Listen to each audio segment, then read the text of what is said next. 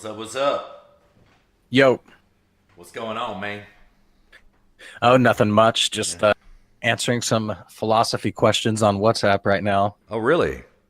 Can you Yeah. say from whom? You probably can't say it, can you? I don't. I'm not going to talk about who I'm chatting. I mean, this individual wouldn't care, but I don't know without telling them that I'm going to be putting their name out there. I Yeah. don't want to, Okay. but Yeah. So we are. So then that confirms my question. We are going to blast this show. We are going to blast this show. Yeah.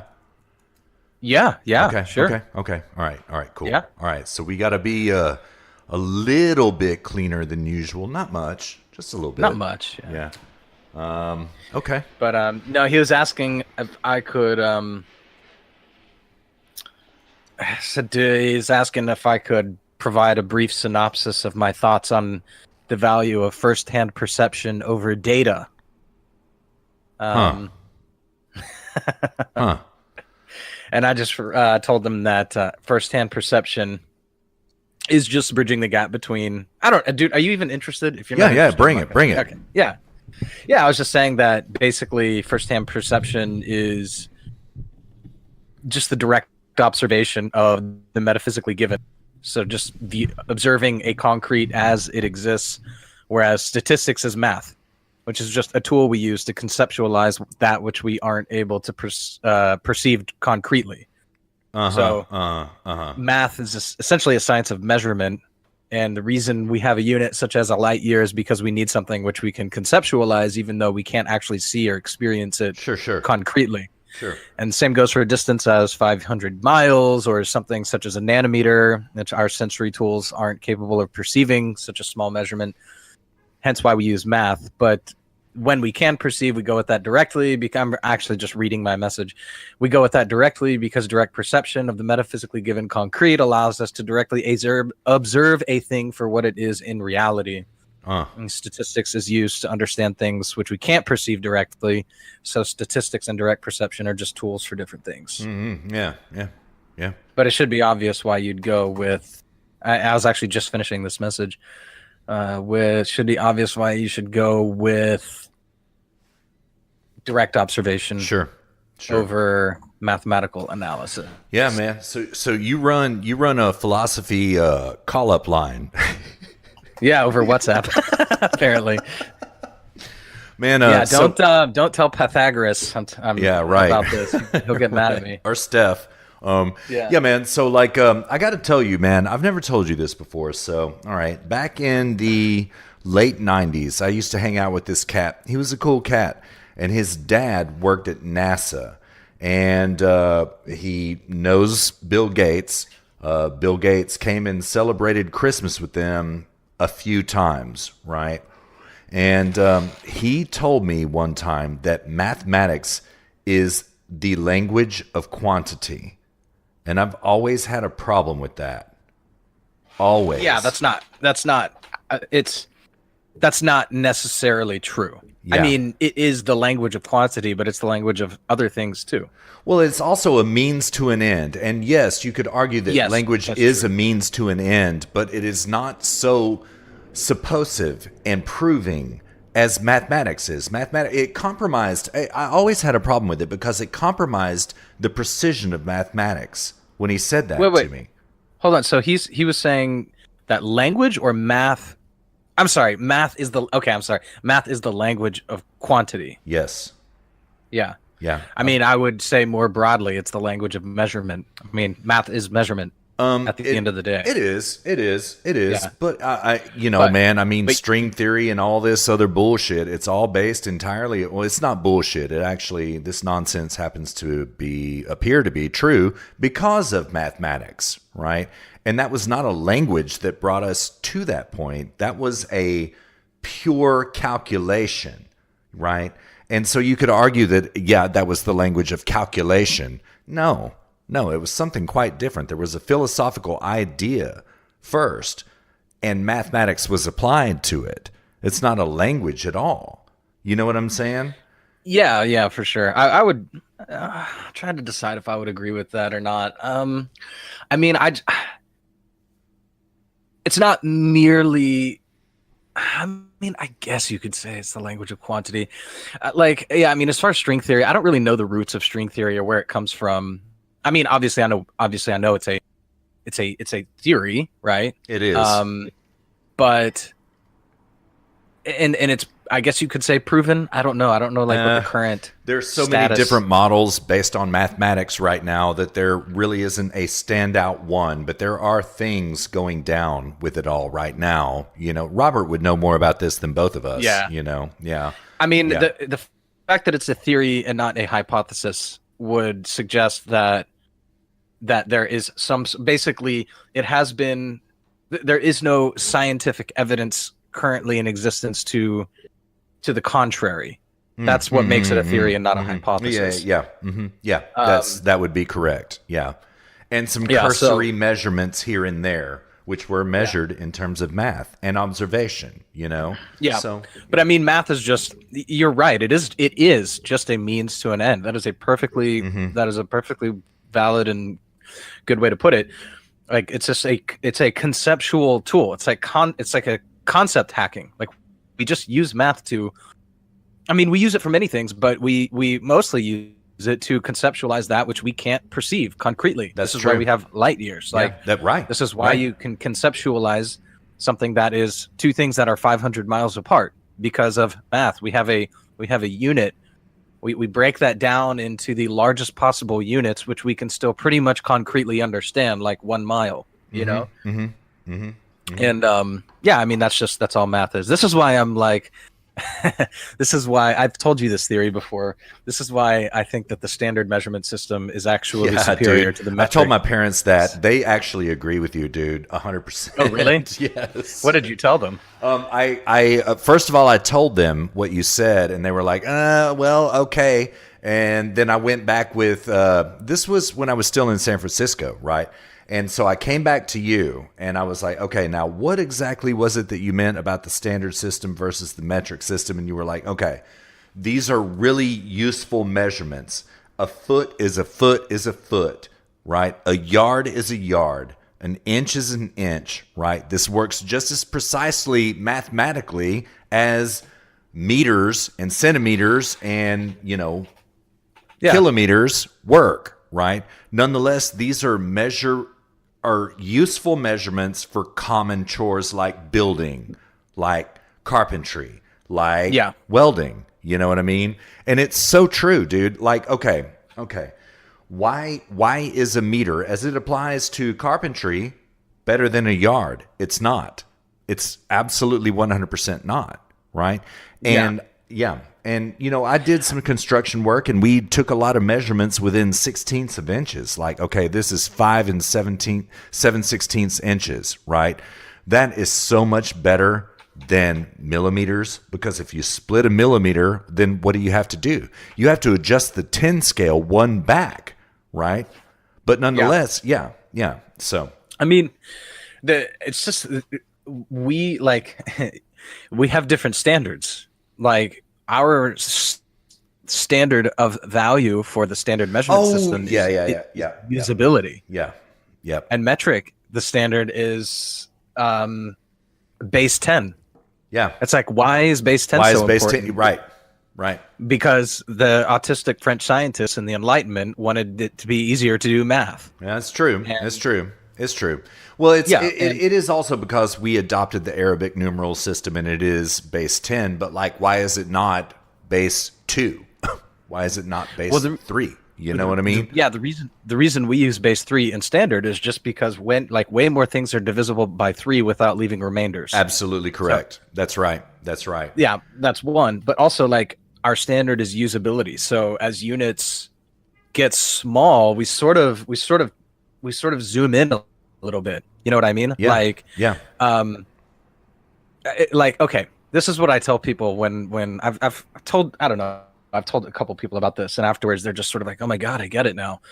Like, okay, when in the metric system you have milli, we'll just go with length. You have millimeter, centimeter, decimeter, meter, decameter, hectometer, and kilometer. Yeah. That's way too many units. You don't need all those. Yeah, that's right.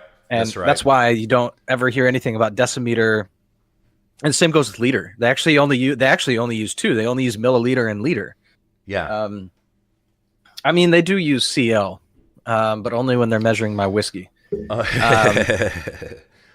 That's actually when you order a shot at a bar, you order in centiliters. You get 2 CLs or 4 CLs. Yeah. That's like a single or a double. But yeah. In any case, so like they use milli, centi, then the whole unit, meter, and then kilometers. That's 4 units. Well, we also have 4 units. Yeah. And we have them like they're actually pretty close. We have inch, foot, yard, and mile. Yeah. And so they have 4, right. We have 4. Yeah. But like if you stack a millim, it's like stacking it, like just like close your eyes and pretend and just visualize this. Stack an inch on top of a foot on top of a yard, and then stack a millimeter on top of a centimeter on top of a meter. And you tell me which set of those units is more usable for somebody framing a house, for example. Yeah, right. No, you give a plumber, okay, you get this measurement system, you get that measurement system. Which one do you go? Oh, they would choose standard. Absolutely. Every single time. Those are way more usable units. I can attest to this by personal experience. This is 100% correct. This is 100% correct. Yeah. And like the way we cook, we measure everything with volume. Well, and weight, pounds for, Yeah. Mm-hmm. Yeah, but like sauces, liquids, powders, all volume. Yeah. And like it's so easy. You just know how much a cup is. You know how much a tablespoon. Right. You can just I need see 500 cc's of cumin right now. Come on, man. Well, yeah, they measure it in, like some things are volume and some things are weight. Yeah. So then when it's weight, you have this like whole other thing. Now you're thinking about like, oh my God, what's the density? Because everything is different densities. I didn't tell my parents that, but that's 100% correct, man. Yeah. Yeah. But it's like standard is just God tier. It is I'm God like tier. A standard fanboy now after living here. Yeah. Me too. My only hang up with standard is that back in the dark ages, right? The measurement for the standard would change according to the size of the king's foot in all of Christendom. Oh, yeah. So it was arbitrary, right? But nonetheless, it became standardized over time. It did. It became standardized. And Yeah, that's true. But I mean, I would say that the standard change, sort of like the starting point, but the like standards in terms of what are we going to use this for and how are we going to use it, like that never changed. I think it's always just been, let's make a very practical measurement system and go with that. Yeah. And then that's what happened. The French came along, and the Enlightenment, they're like, ooh, we need. I can't even do a We need base 10. We need base 10. Yeah. We need base 10. Oh man, these frogs fuck everything up. Pardon my French. Sorry about that. But they do, man. Look at what they're doing right now, man. And yeah. So, dude, do you want to introduce what we're doing right now? This show. Okay. Well, dear listener, I'm not going to address you because you're not even here. This is the Friday Night Comfy Post right here. This is where Luke and I show prep, hash out ideas, catch up on our week, drink a bunch, and get ready for the next Hardly Strictly Politics. That is the purpose of this. And so, dear listener, you're not even here.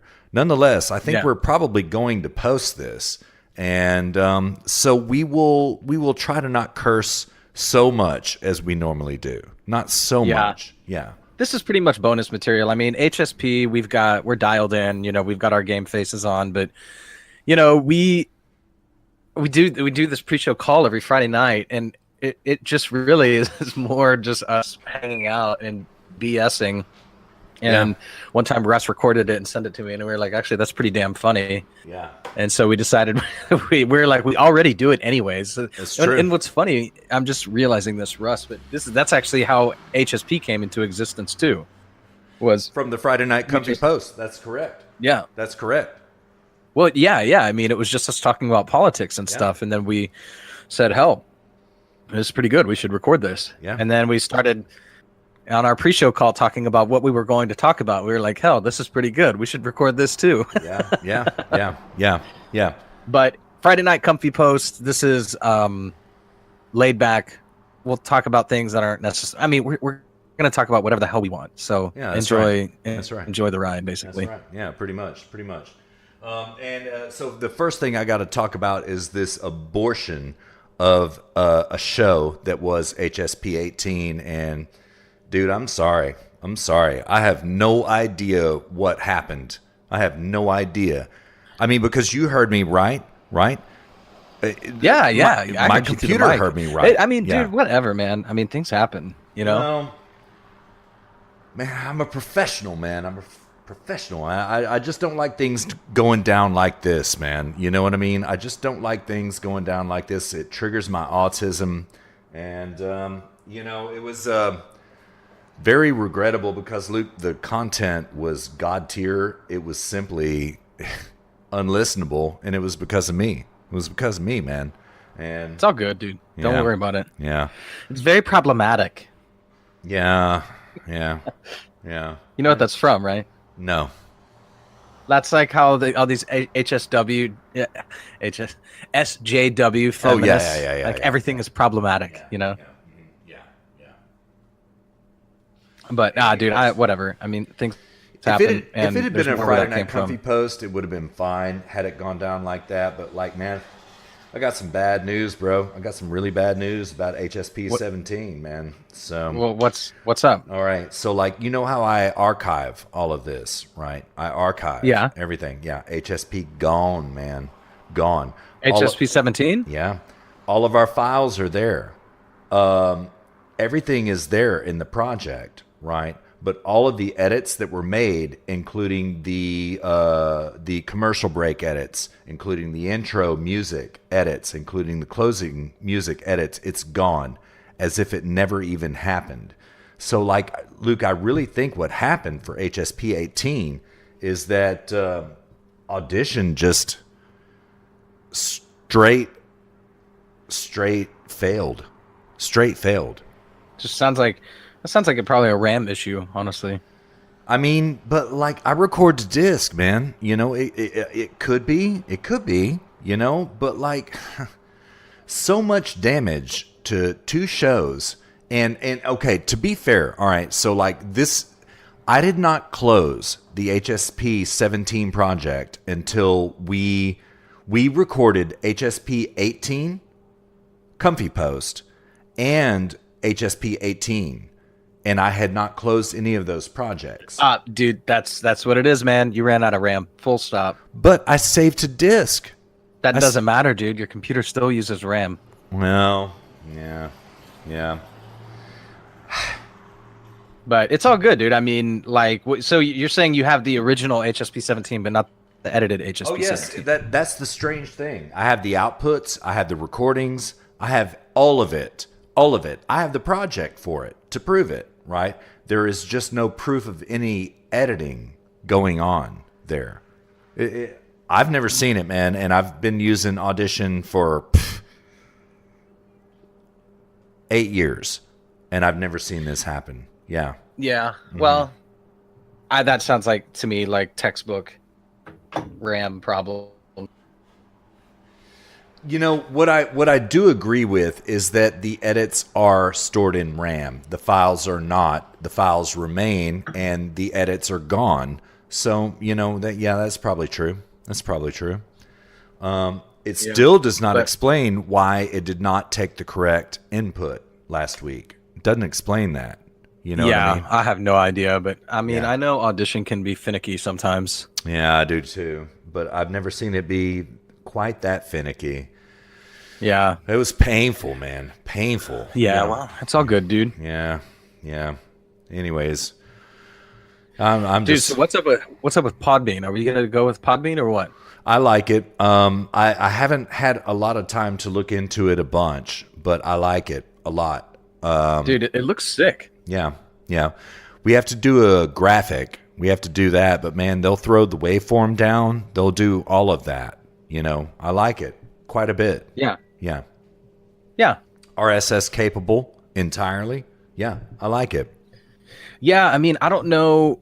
Like, I've got WordPress set up to blast our stuff exact the way I want to.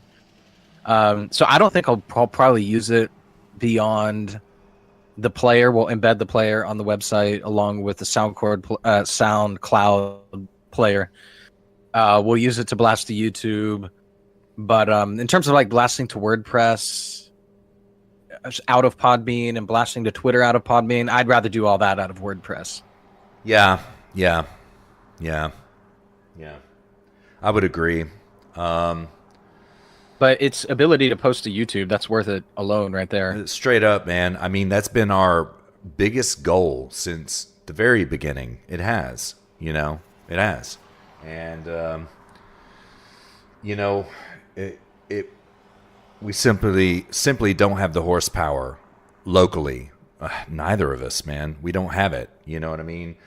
Yeah, I mean, I could do it, but it would be a huge bitch. And not only that, but then to like go back and retroactively do that for 18 episodes, that'll take me weeks to do that. Oh yeah.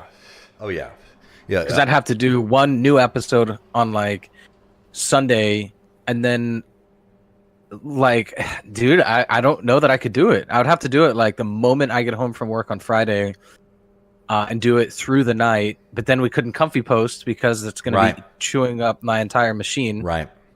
That's right. So yeah, dude, honestly, I agree. I don't think I have the resources to retroactively go back and do that with our whole catalog. Man, let me put it this way. I tested out my work computer. I probably shouldn't say that, but I did. And it was incapable of doing it. It got our render time down to about 5 hours, right? Now, it's a little bit outdated, but not much. It's got a pretty God-tier graphics card. It's got some God-tier business, right? But we're talking about cutting down from 15, 16 hours down to 5. And it was just a test. I didn't render it out. But like, it doesn't work, man. No, I don't want to do that. It doesn't work, Yeah. So. Yeah, this is what we'll do. So as soon as you sign up for that, man, just give me the login creds. I'll go in there and put our graphics up and figure out how to do this. And then I'll just include that as my process of posting an episode. Well, yeah, actually, that's correct. Yeah, you do have to do it twice. You would have to do it to SoundCloud and Podbean, but you can syndicate from Podbean. You can do it from there. Well,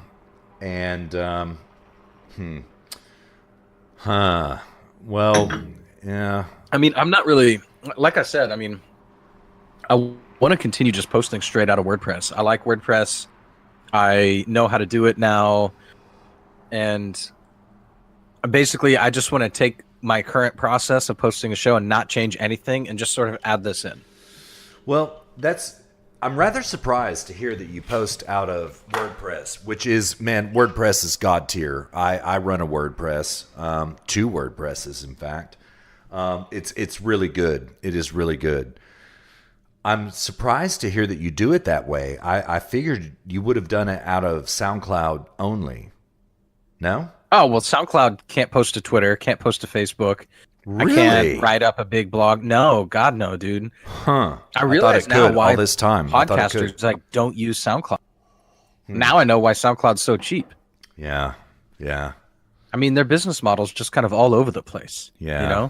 Yeah, it is. Yeah. It's like Spotify meets a podcast hosting service. Pretty much. Yeah, pretty much. Okay. I get it. Okay. Okay. Can you blast to Podbean from WordPress and SoundCloud both? I think you can. Maybe, but it's not that difficult, man. I mean, the most difficult, the most time consuming part about posting a show is writing the description. And which I've gotten numerous wonderful feedbacks about, by the way. Numerous. Oh, awesome. Yeah. Yeah, and then I know this sounds funny, but coming up with a show title.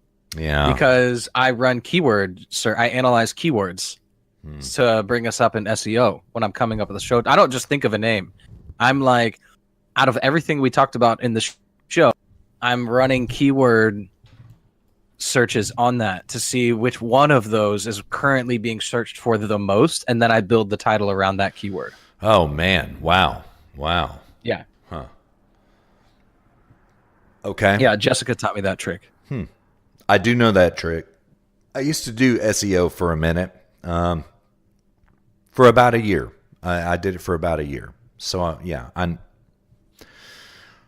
I know about that from circa 2012, right? I don't know about it now. It's old business. This isn't like groundbreaking. This isn't gonna like if somebody online marketing manager listening to this, like that's not gonna rock their worldview or something. Yeah. But Yeah. anyways, Yeah. dude. So do you want to? Do we need to talk about the show? Yeah, we do, man. All right, so I do not have a vision yet for this comfy post, man. I've been working on it all week. Christmas comfy post. Yeah. Mm-hmm. Yeah. I see numerous ways it can go. I kind of wanted to hear your thoughts first. I mean, I've got a little segment that I prepared, but I'd kind of like to try to keep it pretty, I don't know, pretty open. Okay. I have not prepared shit for this, Luke. Not at all. I mean, I've got show prep, of course, right? We always show prep, but I don't have a segment per se. I could maybe whip something out tonight. I maybe could, but I don't have. I got nothing. Yeah.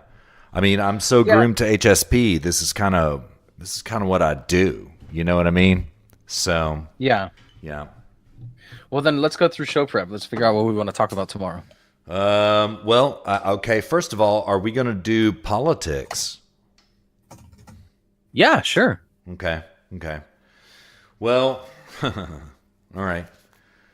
Why? I'm down with it. But man, Christmas and politics kind of traditionally don't mix. But you know what? I mean, we've got 2 political guests tomorrow, so fuck it. We do it live. You know what I mean? Yeah, I mean, we'll talk about stuff. I don't want to get too black. I don't want to talk about too much like blackpilling politics type stuff. But I mean, I definitely would like to talk about some things. Okay. Let me pull up my show prep right here. See what I got. Yeah, I'm waiting for OneNote to load right now. Yeah. All right. So I got Christopher Steele, Ease Up, Migrants Flying Around the Universe, Budget Showdown, Notorious RBG. Those are my 5 topics that I've curated so far. Oh yeah, we got to talk about RGB. Yeah. Oh man, dude, Keck wills it. Yeah. Dude, all right. All right. Listen, man. I'm not a bastard. I truly wish her well, but dude, she ain't gonna make this. Yeah. No. Yeah. Keck wills it, man. Yeah. Oh man. I mean, okay, first of all, I want proof of life going forward. Yeah. I want proof of non-animatronic going forward, and I want proof of no bots going forward. And it's rather disgraceful. What do I mean, Luke? Here's what I mean. Okay, it's disgraceful how the left has propped her up far beyond her expiry date. And like, man, just let this woman die in peace. You know what I mean? Just let her die in peace. But nonetheless, I will say RBG kind of conscripted herself to this, to becoming an animatronic AI bot. She kind of did, and I don't know how to talk about this tenderly. You know what I mean? Because, like, man, I do wish her well. I truly do. I mean, yeah. I mean, I just whatever. What's going to happen is going to happen. I literally have no emotional reaction beyond that. And that's not actually an emotional reaction. I do, man. Death is one of these things I've never really been able to handle right. You know what I mean? Like, with all this practice, you'd think I would have learned, but I have not, man, because, I'm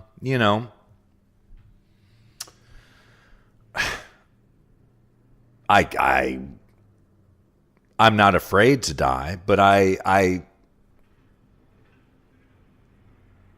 fear others dying. You know what I'm saying? And I want to be left in a state of grace to confront my own mortality, and I do suspect that RBG will not in any way, shape, or form. And it arises a compassionate reaction in me that I just can't ignore, man. Poor woman, dude. Poor woman. Even though she conscripted herself for this. Even though she did. Yeah, I mean, literally that thought has not even crossed my mind. All right, what are your thoughts? I mean, I have no. My thoughts are, I think she's not going to make it to the 2 years, and I'm happy that we are going to have the opportunity to get another Supreme Court justice. Literally, that's it. Okay, I have these thoughts too. Okay, I'm not gonna lie, I do, bro. She's not gonna make it. I mean, based on what I'm seeing, she's gonna make it maybe 6 months, but doubtfully. I'm gonna call it 2 to 3. Like, it's rather severe. She has lung cancer, and they cut part of her lung out. Is what, dude? Should we do like a you know how like you do the squares like you went like during football season? Yeah. When you, it's like I'll give her. I mean, I think she's probably pretty strong-willed. I would wager 9 months. Maybe we should get Robert in on this tomorrow. Yeah, I mean, this is what he does, right? So, oh, God, yeah, he would win. Yeah, dude. This is yeah. So, yeah, let's defer to Robert for tomorrow. But yeah, bro, I just know my experience from what I've seen, and when it gets here, it's over. This is the first time when I was like, okay, this is not good for her. And I mean, I don't mean to seem like a cold-hearted bastard because I'm not. But like, I don't know her. I don't know anything about her personally. I mean, I just don't get wrapped up in any sort of an emotional response to somebody that I don't know beyond the fact that they're a human being. And I'm sure she has people that love her, and I'm sure that she loves certain people, and that's really, in as much as that's what we're talking about, that's really unfortunate. But even then, it doesn't make me sad. I mean, I don't know. It's like I'm just kind of whatever about it. Yeah, I mean, politically, it does not make me sad. In terms of a human being, it does make me sad. And in terms of this, okay, were I RBG at this moment, do you know what I would do? I'd be like, okay, fuck all y'all. I'm out. I'm going to walk in green grass, wade around in rivers, wade around in ponds, and experience the end of my life to its fullest. But she won't. She won't. And so that is my point about she has kind of nullified herself, right, to a political operative, right? Like, Luke, I mean, 50 years from now, when we're fixing to check out, dude, I'm going into the sunset, dude. Seriously, I'm going into the sunset and I'm living. You know what I mean? She apparently has no such consciousness, so I don't renunciate your harsh judgment of it. I don't. But, in terms of what's going to go down, okay, like even if she does die tomorrow, okay, God forbid, even if she does, okay, what the Democrats are going to do is like, oh my God, the president cannot appoint some new Supreme Court justice because it's an election year. Literally tomorrow. That's what they will do. If your estimate is correct for 9 months, then they'll pull the same, and this is because of the Republicans doing this to Merrick Garland. That's why. You know what I mean? So she needs to die now. Well, that's what you're saying. Man, I thought I was the cold-hearted bastard. Yeah, she kind of does, dude. Man. Yeah, she kind of does. Yeah, but she will. You know what? She will. I mean, we'll defer to Robert on this, but like, yeah. This is kind of urgent, politically speaking, only. Yeah. So, I don't know, man. We'll see. Do we want to talk about that on Comfy Christmas episode, or do we want to consider that having been talked about now?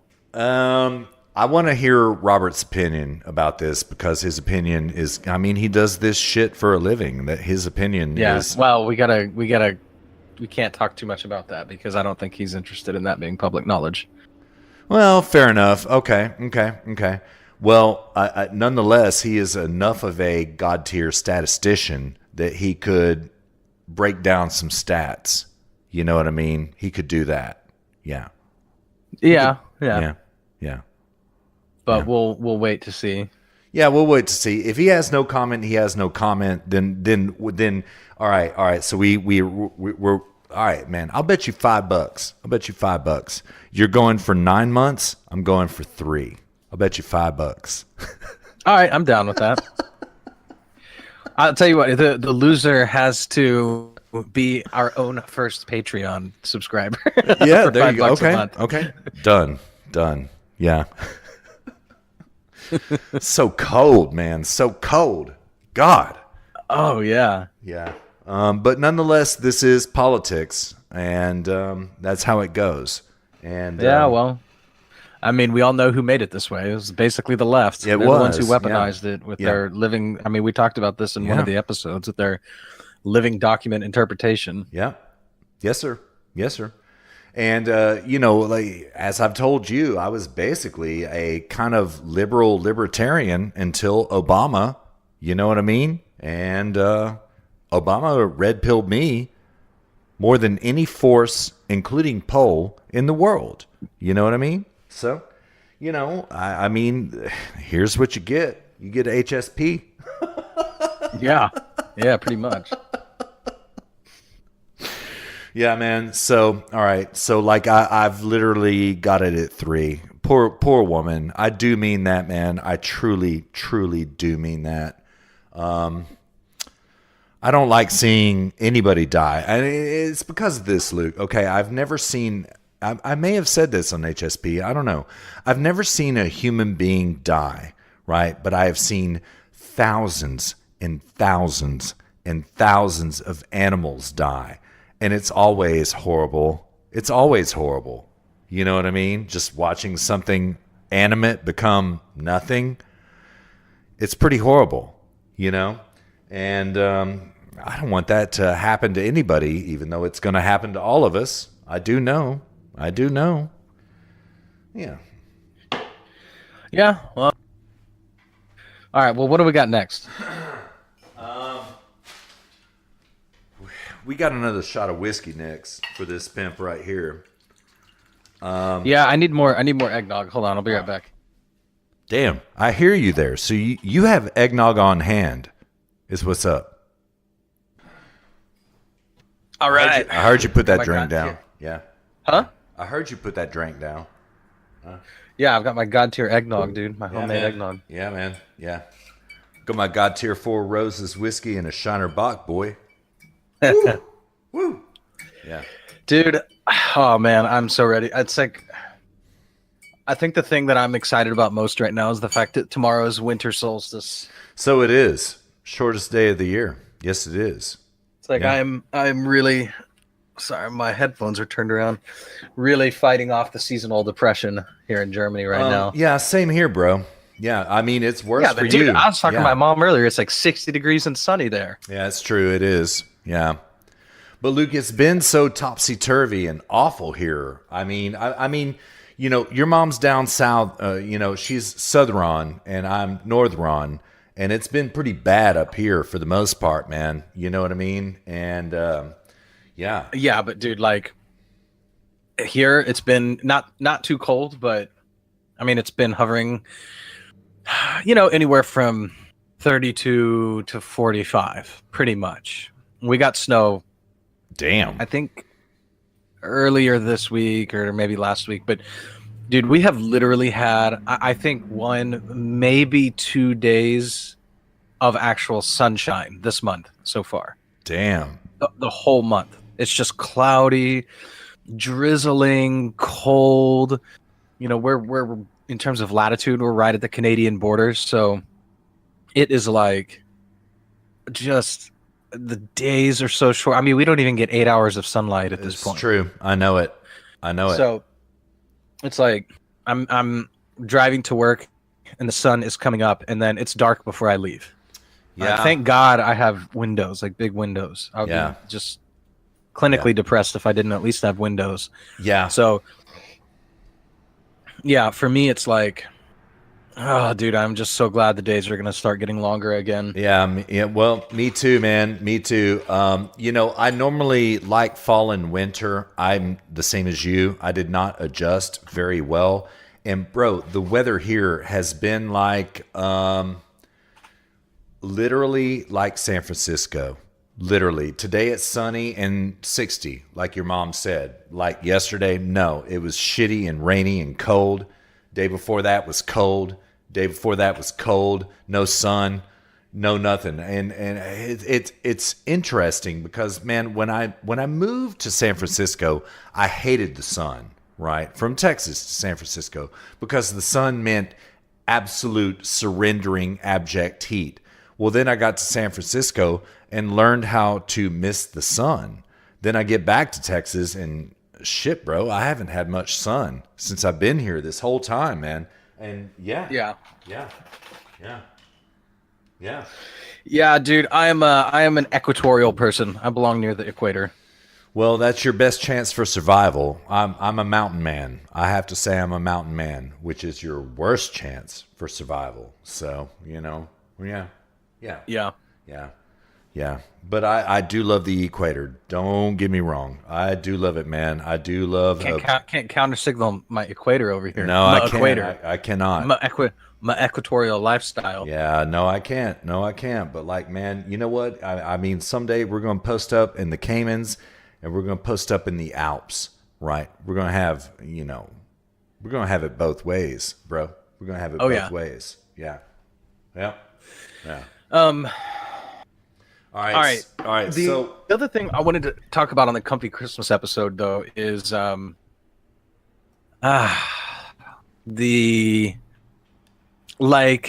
don't know. Tell me if you think this is gay or not, but the sort of like the meaning of Christmas. I have an interesting couple things to say about Christmas.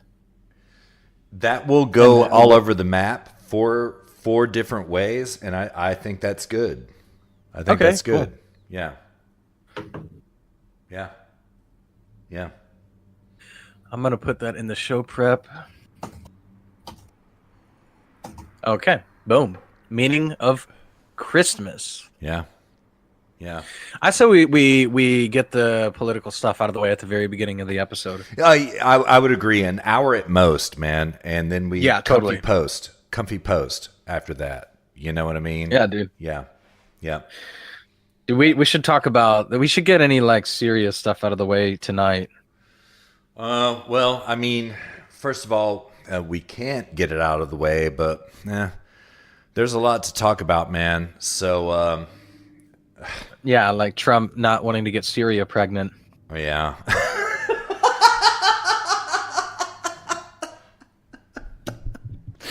Yeah, something like that. And thereby the henceforth resignation of Mad Dog Mattis because of that, Dude, did you read his resignation letter? Yes, I did. Yeah. What did you think about it? I thought it was really disturbing and proof of why he should not be there. You know what I mean? Agreed entirely. Yeah. Mm-hmm. I thought it was. I was like, oh, great. Like, Mattis, his whole letter was all about, basically his letter was, we need to continue fighting this proxy war. That's the whole letter. His whole resignation letter could be concretized into that statement. Yep. We need to not give up on the proxy war against Russia and China. Yep. So all he wants, listen, Luke, the best comment I've heard about this was from Father John, and it was when we were posting last weekend, and he was like, what in the fuck did Trump think he was doing in the first place, appointing an Army general and especially a Marine Corps general? I couldn't agree with that more, man. You were in the Corps. I was in the Corps. What? A Marine Corps general, right? Yeah. Yeah. Because, like, okay, yes, they're effective. Yes, they know how to make decisions. But the only thing they have ever been trained for is perpetual war. So no wonder Mad Dog wants this. Now, okay, there is a credible counter signal about this, and that is the Kurds, who are Christian for the most part, right? We are kind of hanging them out to dry, but like, bro, the Kurds is not sufficient reason for us to stay in Syria and fight these wars in perpetuity forever. Yeah, I mean, there's lots of good guys, and I mean, the Kurds. I don't know. I don't really know. I mean, I know Kurds because I worked with them here. Right. In fact, I worked for Kurds when I first Kurdish refugees. I No worked for shit. them when I first moved to Germany. I'll be damned. Yeah. Huh. And yeah, I mean, I can tell you that they were. I mean, they're basically of the same sort of vein in terms of culture. Middle Eastern type culture, which people don't understand. There's like very much Muslim culture, and then there's very much Middle Eastern culture. Yes, sir. And those two are, in my mind, quite a bit different. And although one ties into the other and so on, I mean, we can talk about that if you want. But sure, yeah, bring it. Okay, well, I mean, the Middle East has a culture. I mean, they're actually quite capitalistic in some sense. They're very mercantilistic. They're all about hawking and negotiating and markets and and they don't have this Christian ethic of this altruistic Christian ethic. I told my dad one time, I think it was my dad, or maybe it was somebody else. I told them that, like, Christianity was formed by a persecuted people. It was formed under persecution. They were just being persecuted, and so the whole Christian ethic is very, very much sort of like turn your cheek and very meek. Yes. Yeah, very meek. And Muslim, Islam was formed by Muhammad, who was like a wealthy conqueror businessman. Yeah. It's a religion of Christianity is a religion of almost apology. Well, Islam is a religion of success and conquering and riches. And so they don't really have this sort of Christian ethic of be your brother's keeper. They are very much just like out to make money, which, in some ways I find refreshing. I mean, obviously, if you're going to be that way, you need to combine it with a solid ethic of honesty and virtue and these sorts of things. Virtues like honesty and these sorts of things is what I meant to say. So in some sense, I found that interesting. And like I said, I told somebody one time that, like, an extremist Muslim is obviously, we know who that is. They're basically terrorists, right? But like an extremist Christian would be somebody who's like very extreme about self-sacrifice, like Mother Teresa, like she is like an extreme Christian. You know what I mean? And I view, I mean, they just that whole part of the world missed that memo. The self-sacrifice memo. Okay. I agree with your premise. I would push back in terms of the Knights Templar, the IRA more modernly, the Teutonic Knights, and who are the others? That other. Oh, I'm not saying that like Christianity has always been this weak, capitulating. Oh, woe is me, sort of. I'm not saying that at all. I'm saying that is the essence of the ethics, right? Okay. If you were to distill it down, I do agree. That's what it I would do be, agree. Mm-hmm. Almost like the Ned Flanders sort of mentality, Yeah. And like the Asia as well. You see this with the Chinese as well. So this isn't just the Middle East, but they all just missed out on that memo. They didn't get that. And so they're like unapologetically capitalistic in these sorts of the Middle East is, but then then you tie that in with like Islam, and then you've got this whole other culture about it's not just about pure self-interest, even though I don't think they're necessarily about pure self-interest, but it's that now combined with let's go conquer the world at the same time. And And that leads to a slightly different thing. So like the Kurds, yeah, they still have this like, oh cool, me being an American, they never once ever like, and I told them that like my friends served in the army and Damn. my brother did, and they never once said thanks. They didn't even seem to care too much. And I know for a fact that they were refugees from war zones. They hated Islam. They were basically atheists. And they were refugees from a war zone doing hardcore chain migration, bringing cousins, uncles, this, that. I mean, so I don't know Kurds in Iraq, and I'm sure they're fighting the good fight, but the Kurds aren't they're not bros. They're not bro tier. I'll say that. I would agree. In my opinion. Entirely. No, I would agree. Yeah. I would say that's objectively not true. Yeah. Yeah. I mean, in my experience, and which is admittedly limited. I'm sure somebody who was in the army and who fought alongside the Kurds would probably have much different things to say about that. But well, yeah, absolutely, absolutely. And really, what I would say that this is all about is just mistrodden American foreign policy for damn near 20 years now, man. Like this is based on false premises the whole way. And it always has been. Yeah. Yeah, and that's the other thing is that just because they're the good guys, that doesn't mean we owe them anything. Well, we do give them billions of dollars per year.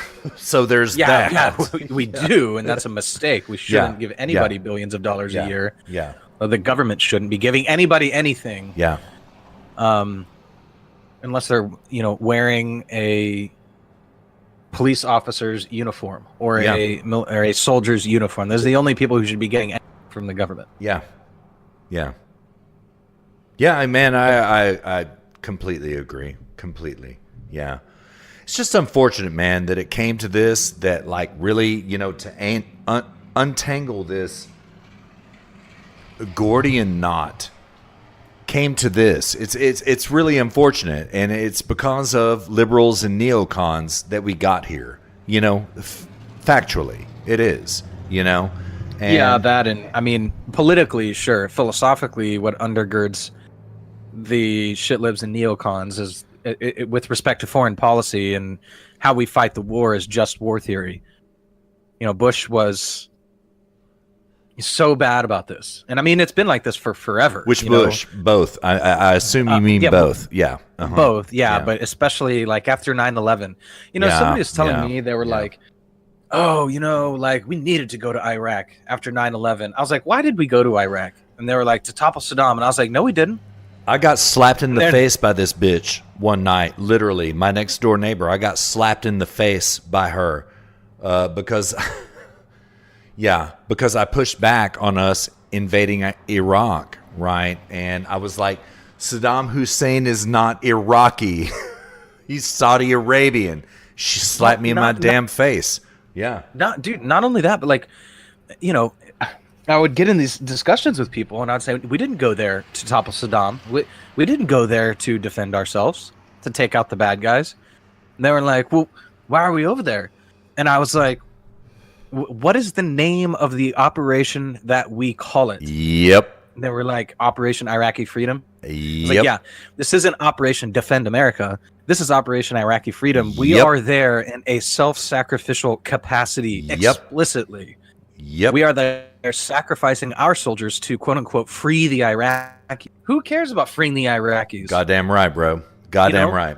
Yeah. We were never over there. We never engaged in that war in a self-interested way. I mean, we didn't call the Pacific Theater in World War II. We didn't call that, free Operation Free the Iwo Japanese. Jima Freedom. Yeah. Shit. Yeah, we didn't. It wasn't Operation Free Shintos. Yeah. Yes. From their tyrannical regime. No, we nuked them twice, broke their will to fight. They gave up, and then MacArthur and one of his was it MacArthur? No. Not MacArthur. Yes, it was. Yes, it was. It was MacArthur? Yes. Yeah. He and like an assistant went over there and wrote the Japanese Constitution. That's correct. It's still the same Constitution that they use today, and we've been trading peacefully with them ever since. That's how you win a war. Yeah. You utterly devastate them, break their will to fight, and then go fix their nation, and then call the war off and trade with them peacefully after that. And you don't also- see Shintos running around anymore. You know? That's true. Yeah, that's true. They do exist, but you don't see it.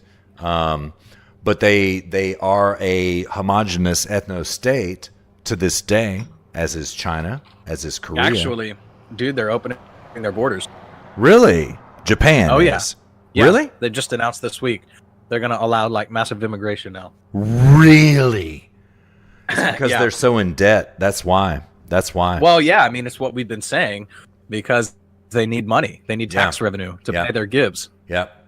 I will just be damned. That got past me, Luke. That got past me. Yeah. Huh. I mean, I don't think they're necessarily opening their borders, but they've identified a number of immigrants that they need, and it's a big number. I want to say hundreds of thousands, if I remember correctly. Wow. And they're going to now actively import labor, as it were. Wow. Yeah.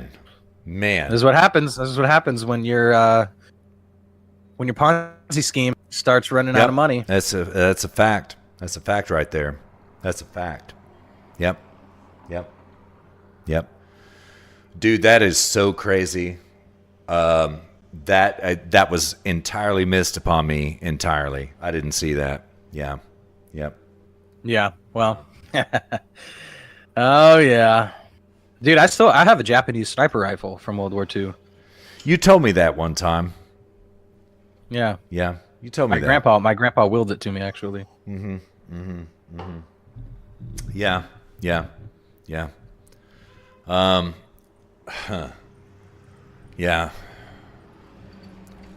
Luke, are you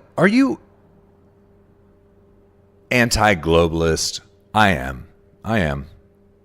Anti-globalist? Yes, sir. I mean, I would need to like really understand what, for example, I mean, if you want to try to explain that, sure. I mean, I don't necessarily know if the way you mean it is the way other people mean it, but when you say globalism, what do you mean? I don't want to get into it. I do know that you are an individualist. I do know this. And you know what? So am I. When you get right down to it, so am I. I And mean, individualism is intrinsically anti-globalism. Intrinsically, you know? Yeah, I mean, like these are my thoughts on it. Like, I am pro value production and value pursuit. That's what I'm for, right? I am for people having the freedom to make their lives the best that they possibly can. Because in so doing, they're producing a lot of value, and I can trade with them, and they make my life better. So I start from a position where the default setting is that I view human production by human beings as a moral good, right? So that's my sort of my starting position when I think about questions like globalism,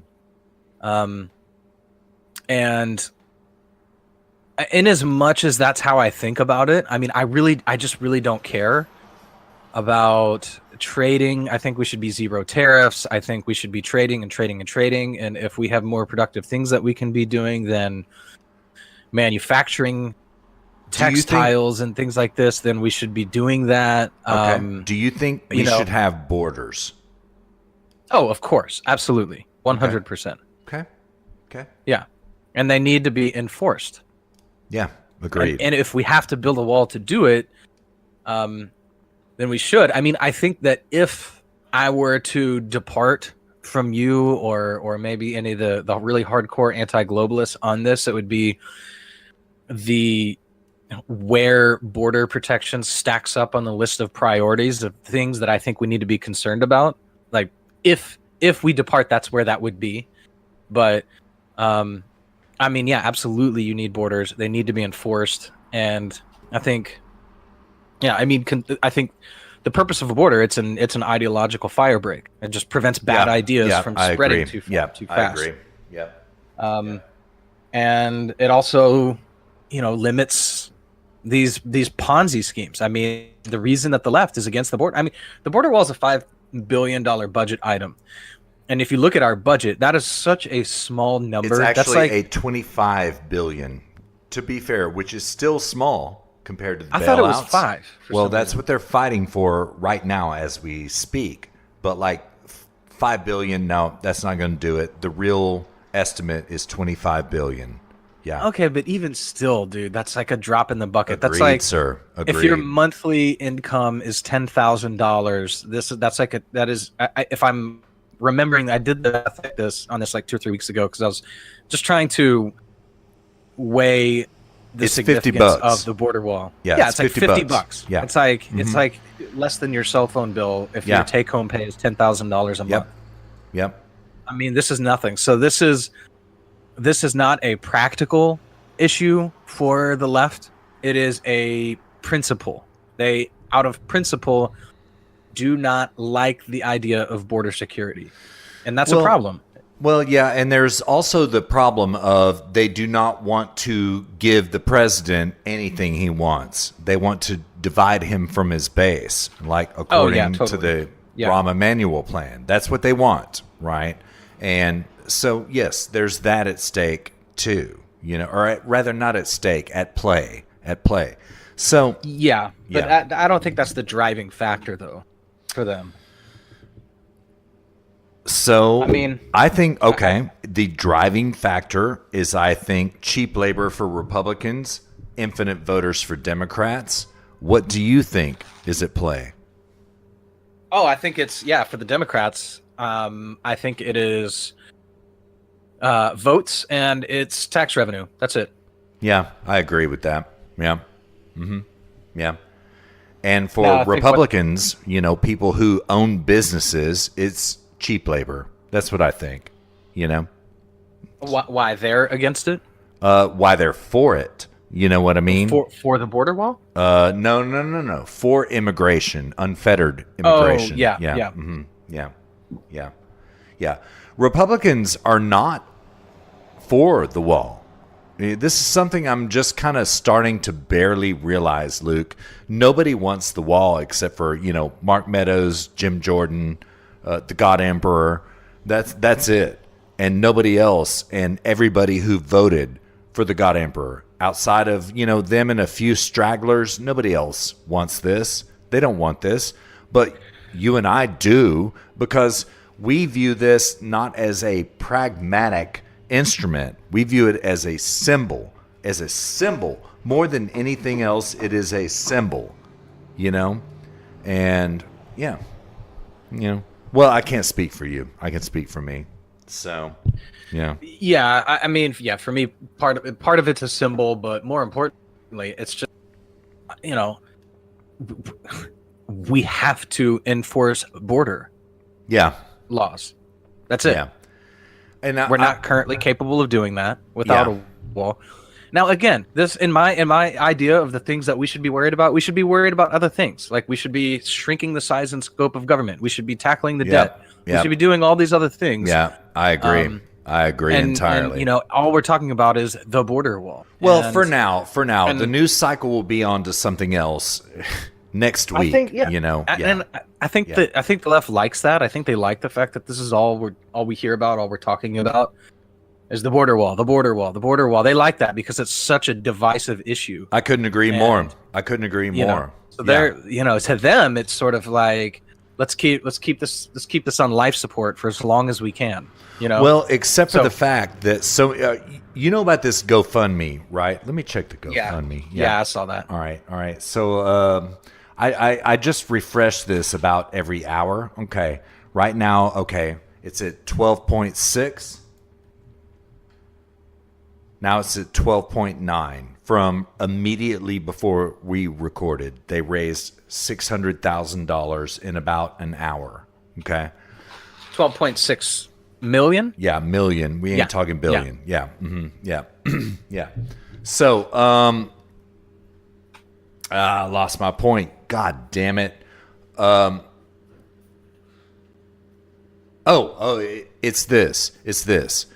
So many Democrats, so many liberals are pitching in on this effort because they are die-hard Democrats, but they don't like this immigration shit going on right now. They don't like it, right? So they are contributing to this GoFundMe, and I can prove that. I can prove it. Yeah. Yeah, I mean, that's not surprising. Your pro-union Democrats are going to be all for this. They hate immigration. That's exactly it. That's exactly it. Yeah. Yeah. Si se puede. Si se puede. Si se puede. Yeah. Yes, one can. Mm-hmm. Si se puede. Yeah. Yeah. Objectively true. Yeah. So do you predict shutdown? We don't know yet, but I'm going to go on the record that the Senate is going to cuck and we will see a shutdown. That's what I think. Because I thought Trump said he wasn't going to do the shutdown.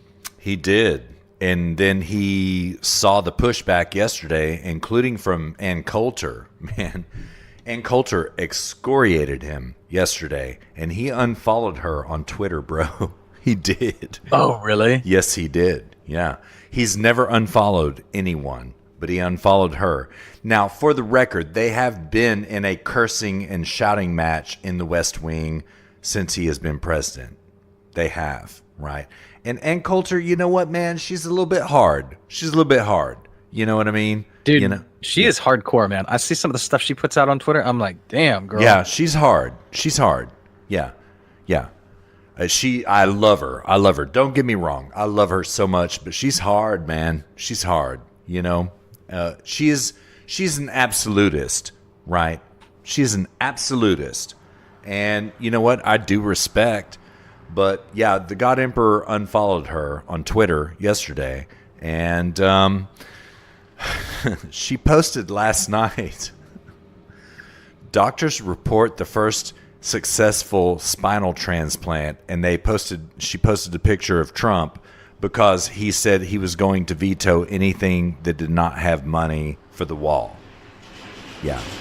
So no, he is not going to sign this cromnibus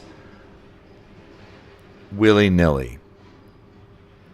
So he says. Well. Yeah, we'll see. We'll see. I mean, that's so annoying, though, at the same time. It's like, dude, think about what you want to do first, and then just do it and stick to it. I mean, come on, man. I agree, man. I mean, have some principles, dude. Yeah, yeah. This is why I say, like, at the end of the day, I think Trump's a pragmatist. It's just... Yeah, I agree. This flip-floppiness and just sort of...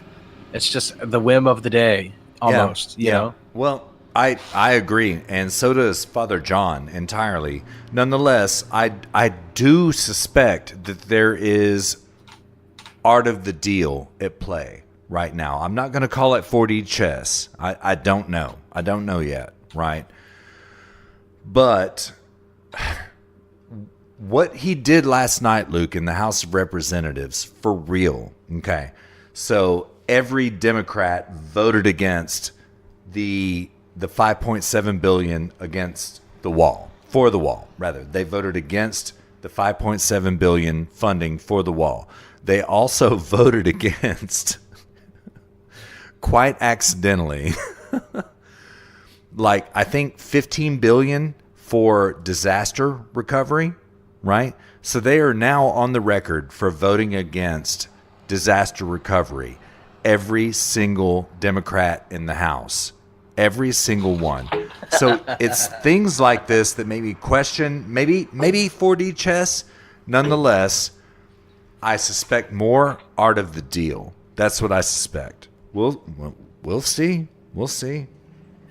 By the way, Robert's got a signed copy of Art of the Deal. Did you know that? Yeah, I knew that. Yeah. Yeah. Lucky bastard. I don't know. We'll see, dude. With Trump, I'm slowly moving into this place where I'm getting to this I'll see it when I believe it point, Me too. I'll be honest. # me too. Yeah. I was always a little bit skeptical. You were. Of him, but you were. A little bit, but that skepticism, I've always wanted to be excited about a Trump presidency. But that skepticism has just been growing and growing and growing.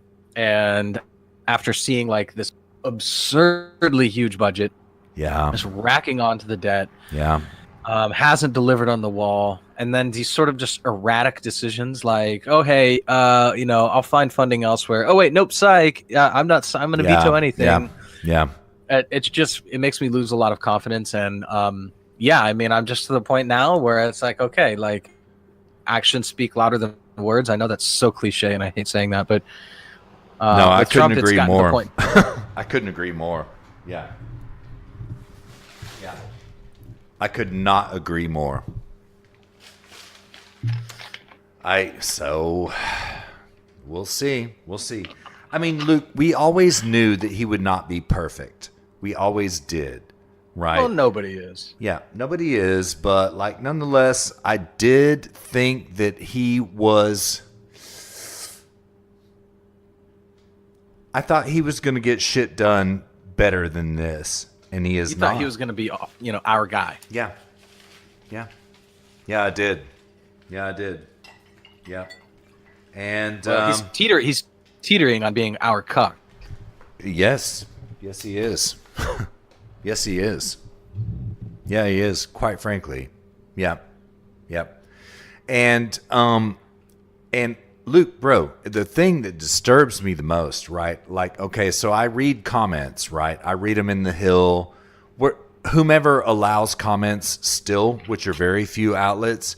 These motherfuckers are calling for literal civil war right now, right?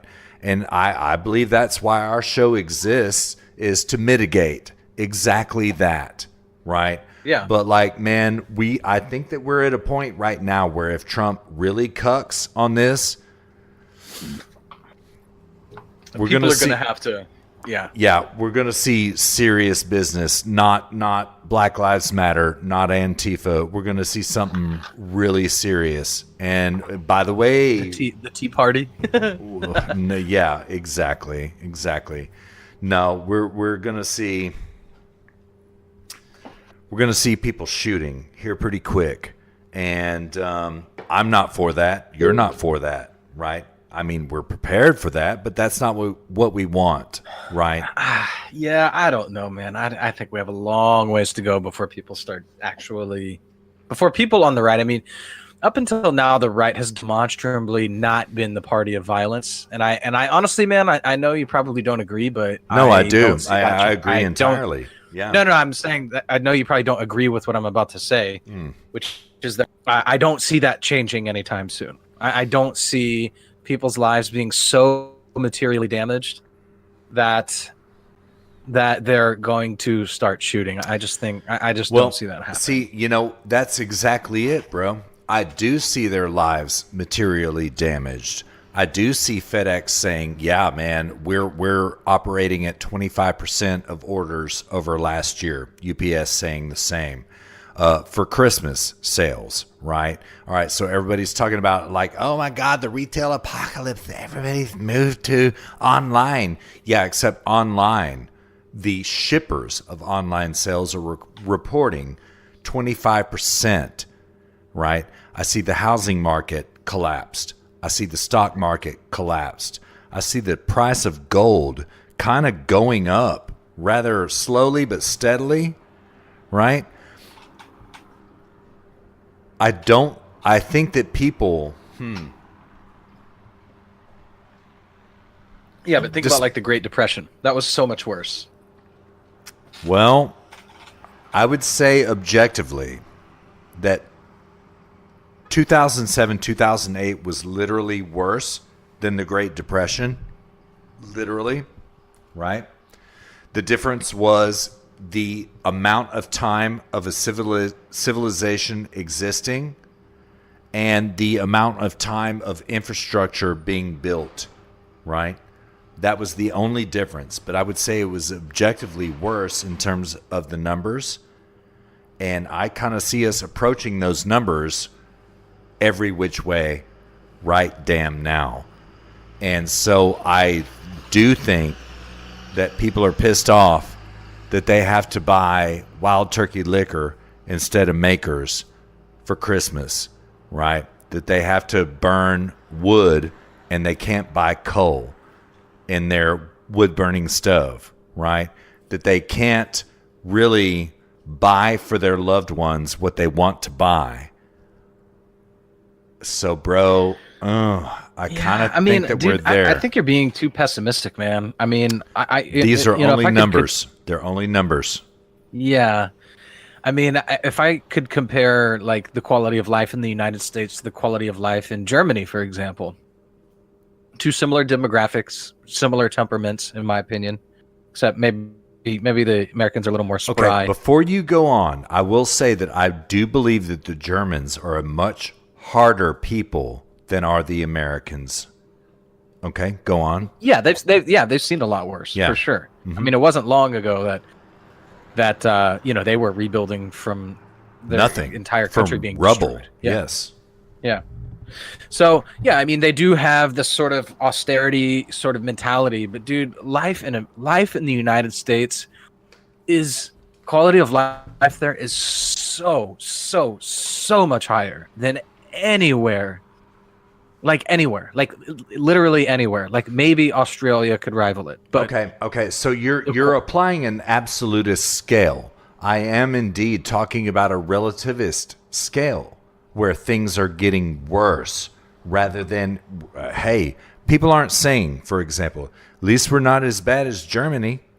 They're not saying that. No.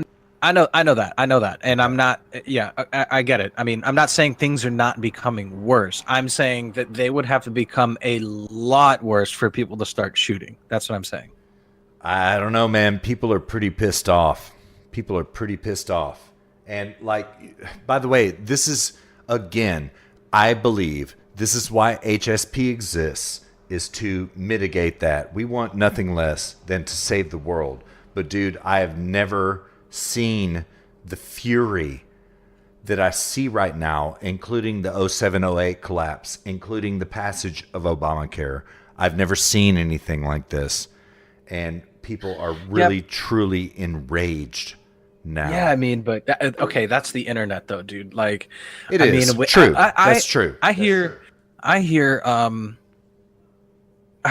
I mean, because you're talking about a big step here. You're talking about going from the internet to physical to IRL. Right. That is very big step, by the way. That's a very big step. Dude, like I see the media. I mean, almost everything I get is from the internet. Even if it's traditional media, I'm getting it by way of the internet, So, like, I get... and this was like back when I was really trying to learn about the alt-right and I was listening to a lot of their stuff, trying to understand what the hell they're all about. And I just remember going back to the US after having been here for a year and expecting everybody to be at each other's throats and everyone's angry and miserable. That's true. And this and that and all the, and I go back and we land. And I'm like, holy shit. Americans are the nicest, happiest people on earth. You know what? They are. Yeah. And this was even in New York, Yeah. This black lady at the hotel counter, she was like, hey, how are you doing? Did you have a nice flight? I remember that story. Yeah. I was just like, dude, this is, oh my God. Americans are the happiest people around. So I don't know. I would encourage you to just try to maybe... Okay. The facts on the ground. Look for the good, Okay. The facts on the ground are that, I have had no acts of harshness today, and I've had 4 acts of complete kindness today. This is true. Yeah, and I do see that. I do. Yeah, and you also have to take the context of where you are. I would not say this about San Franciscans, for example. Well, yeah. I mean, I would say this about New Yorkers. I would say this about Texans or anywhere that is not a large city, basically. Yeah, true. But you go to one of these super hardcore... And another thing, when I was in Manhattan last, which was a couple months ago, I noticed Manhattans are far less culturally political. They're much more like European leftists than West Coast leftists are. Huh. Like, European leftists are very international. They are not echo chambery. They aren't cultural leftists. You never hear them talking about feminism or oppression or any of this. They are political leftists in a very, very strict understanding of the word political. They don't apply it culturally. You don't see it in the workplace. You don't see it anywhere. I mean, our IT guys, they have like naked chicks like on calendars in the office, like still today. Nobody says a word. They have a life-size cardboard cutout of Slave Leia sitting like in their window, and it's like everybody sees everybody, photo even ever. customers. Yeah, you know, so sexy. Yeah, dude, I see it every single day when I walk by their office, and I noticed that Manhattan leftists, New Yorker leftists, maybe even East Coast, I don't know, but all I can speak for is Manhattan. I would say DC like as too. well, like, for sure. DC is about the same, I would say. Yeah, like they're leftists, but in a very strictly political sense. San Franciscans are not like that. It's like you have to live and breathe in Portland and Seattle and all these people. Maybe not so much LA, certainly not San Diego, but like, yeah, basically San Francisco and north on the West Coast is just like, if you do not bleed leftism in every facet of your life, then you are literally Hitler. That is... that's a goddamn great observation. I agree. Yeah. And so anyways, I mean, I just think that yeah, you have to have context too, because like, of course, San Franciscans, they're gonna be pissed off and virtue signaling, and if you don't go along with it, then you're literally Hitler. And yeah, that can feel like you know, it's like, how do you reconcile that level of that depth of disagreement? You know what I mean? So I can see like how you would say that about a place like San Francisco. But a place like Texas or New York or something, I don't know, man. I just don't see that necessarily being the case, that people are like, that up in arms, you know? Yeah. You know what? You're right. Because you know what? I mean, here in Texas, I work with all leftists, all to a person, right? And they are simply respectful differences that we have, right? There is still discourse. You know what I mean? There really is. You know? Yeah. God I don't hate them. Have civility. Yeah. Right. Yeah, that's a good point, man. That's a really good, man. That white pilled the fuck out of me. I just want you to know that white pilled the fuck out of me. Okay. Good, man. Yeah. It's very true, man. And how could the left coast become so lost? You know what I mean? Like, literally, how could it? You know, but like, you're right, Luke. For them, it is not an ideology. It is a way of life. It is a way of fucking life there. And you know what? Here, not so much. I can't attest to NYC. I haven't been there in about 6 years, but I have been to DC, right? Not so much. Actually, DC, leftism and rightism are simply business there. It's just business. I could see that. Yeah. Mm-hmm. Yeah. I've never been to DC, one of the few major American cities I want to go, and I've never been. Yeah. You'll be disappointed. You'll be disappointed. Yeah, but I think it'd be nice to see all the monuments and stuff. It is. It truly is. The American Art Museum, the Smithsonian. It's magnificent. Magnificent, man. Yeah. Okay. Point well taken. Point well taken. Nonetheless, I do see these crazy motherfuckers talking about wanting to shoot. I literally do. Where they're from, but they're I don't know. Keyboard warriors, man. It's true. That's true. Yeah. Internet to IRL I'll start is to take a that big seriously leap. when they get up from their keyboard and actually go start agree. protesting in the streets. Then I agree. Then I'm like, okay, well, we've made a step. You've left your living room. You know, congratulations, you've left your computer. Well, I do agree, but to be fair, this is how Occupy started, just like this. This is how Black Lives Matter started, just like this, you know. But the difference is they made the leap, and also it is winter right now. Are people really? Oh yeah, I mean, nobody can be bothered to right during winter. It's the holidays. It's the winter. Yeah. Yeah. Yeah. Dude, I have kind of a little update on the Yellow Vest protests. I learned something this week. Tell me.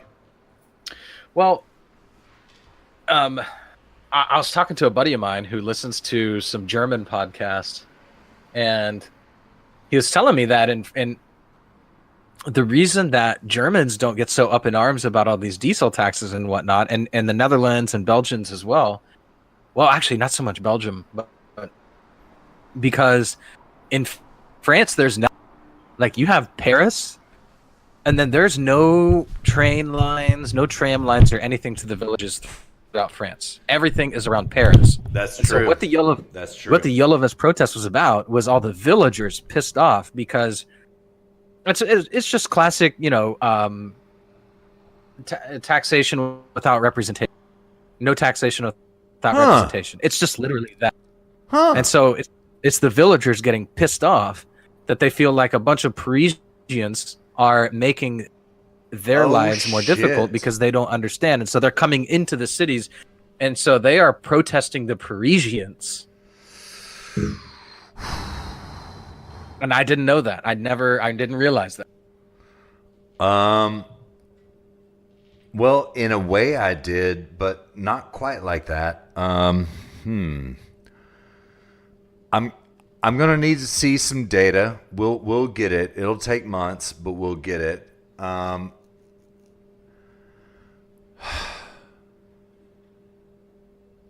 Yeah, I can't counter signal that at all.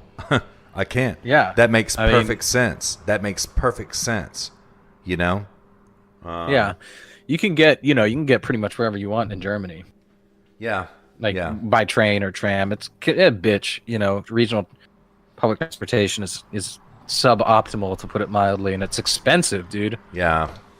It's cheaper. Jessica and I stopped taking the tram into the city because 2 round trip tram tickets is more expensive than me to drive and then and pay. No, just even for the parking. We can park in the main street in Heidelberg, like, no problem at all. If there's always parking available, and we can park for like €2, €3. Yeah. And that tram ticket's €5.60 now. Yeah. Or no, €5.20 per person. So it's actually $10.40. That's more than $10 for us to take the tram into the city and back. Or we can pay €3 and park right in the middle of the city. So public transportation blows. Yeah, it does, man. Yeah, it does. It does. Yeah. I've experienced DC, New York, and San Francisco public transportation. Oh, thank God. All right, we're still good. Did you hear that crash? Did you hear that? No. Okay, good. DC is a C. San Francisco is a C minus. New York is an A triple plus, except for the overrun. You know what I mean? Dude, I would call San Francisco just an F, just a straight up F. Yeah, well, okay, I agree. Man, when I would go, I remember going to some of the football game watching parties, and it took almost as long for me to ride the bus than just to walk. Yeah. I read in the newspaper one time in San Francisco that the average bus speed is 2 miles per hour. Yeah, that's about right. That's exactly right. Yeah. Mm-hmm. Come on, dude. You can walk that almost. Yeah. Actually, you can walk 2 miles an hour. Yeah. You can walk 3 at a moderate clip. Yeah. Yeah, dude. When I worked in the Mission, when I lived in Nob Hill and I worked in the Mission, I remember I started walking home from work because it took me 45 minutes to walk, but it took me 30 minutes to ride the bus. So I'd save money and get exercise at the same time. Yeah. That's how bad the public transportation is there. Plus, not only that, but you're sitting next to like some crackhead, and that you're gonna be the one to get a ticket for not buying a ticket. Yeah. And then that crackhead, they're just gonna be like, oh, we're just gonna let him off. You know. Yep, that happened to me twice, quite literally, and it was by a barely expired transfer, like a 5-minute expired transfer. But I come off Muni, and they're like, let me see your transfer. It's like, yeah, twice. Oh man, Yeah. that's triggering. Yeah, and that was a $125 ticket 2 times. Yeah, yeah, yeah, yeah. You know what, Luke? That truly is the difference right there, right? Do we dare go into this realm about they enforce it racially on the left coast and not so much on the right coast? Do we dare go there? I don't know. I've honestly, I mean, I could see that being the case, but I've honestly never experienced it. Yeah, I have. Yeah. I literally said to a meter maid, "You're just not stopping him and him and him and him and him because they're black. You're stopping me because I'm white." Yeah, let me see your transfer. Yeah, literally. Yeah. Oh Yeah. man, I bet you were triggered that day. I was both days. Yeah, I was.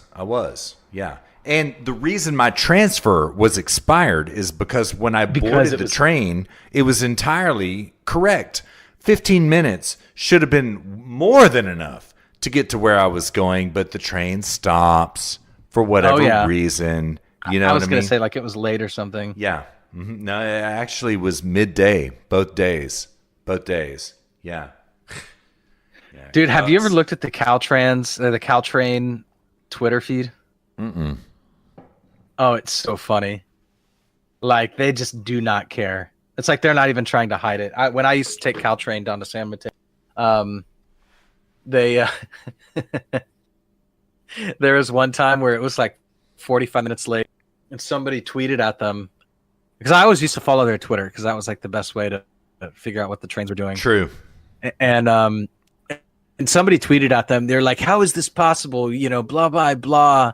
And then the official Caltrain Twitter just responded with, "Thanks for your opinion." Oh my god. It was like, "Thanks for your opinion. We'll work on that." Like in a totally sarcastic. It was obviously sarcastic. You know, Yeah. I just started laughing. I was like, "Well, you know, at least they're not even trying to hide it." True. Wow. You never told me that, man. Wow. Yeah. Wow.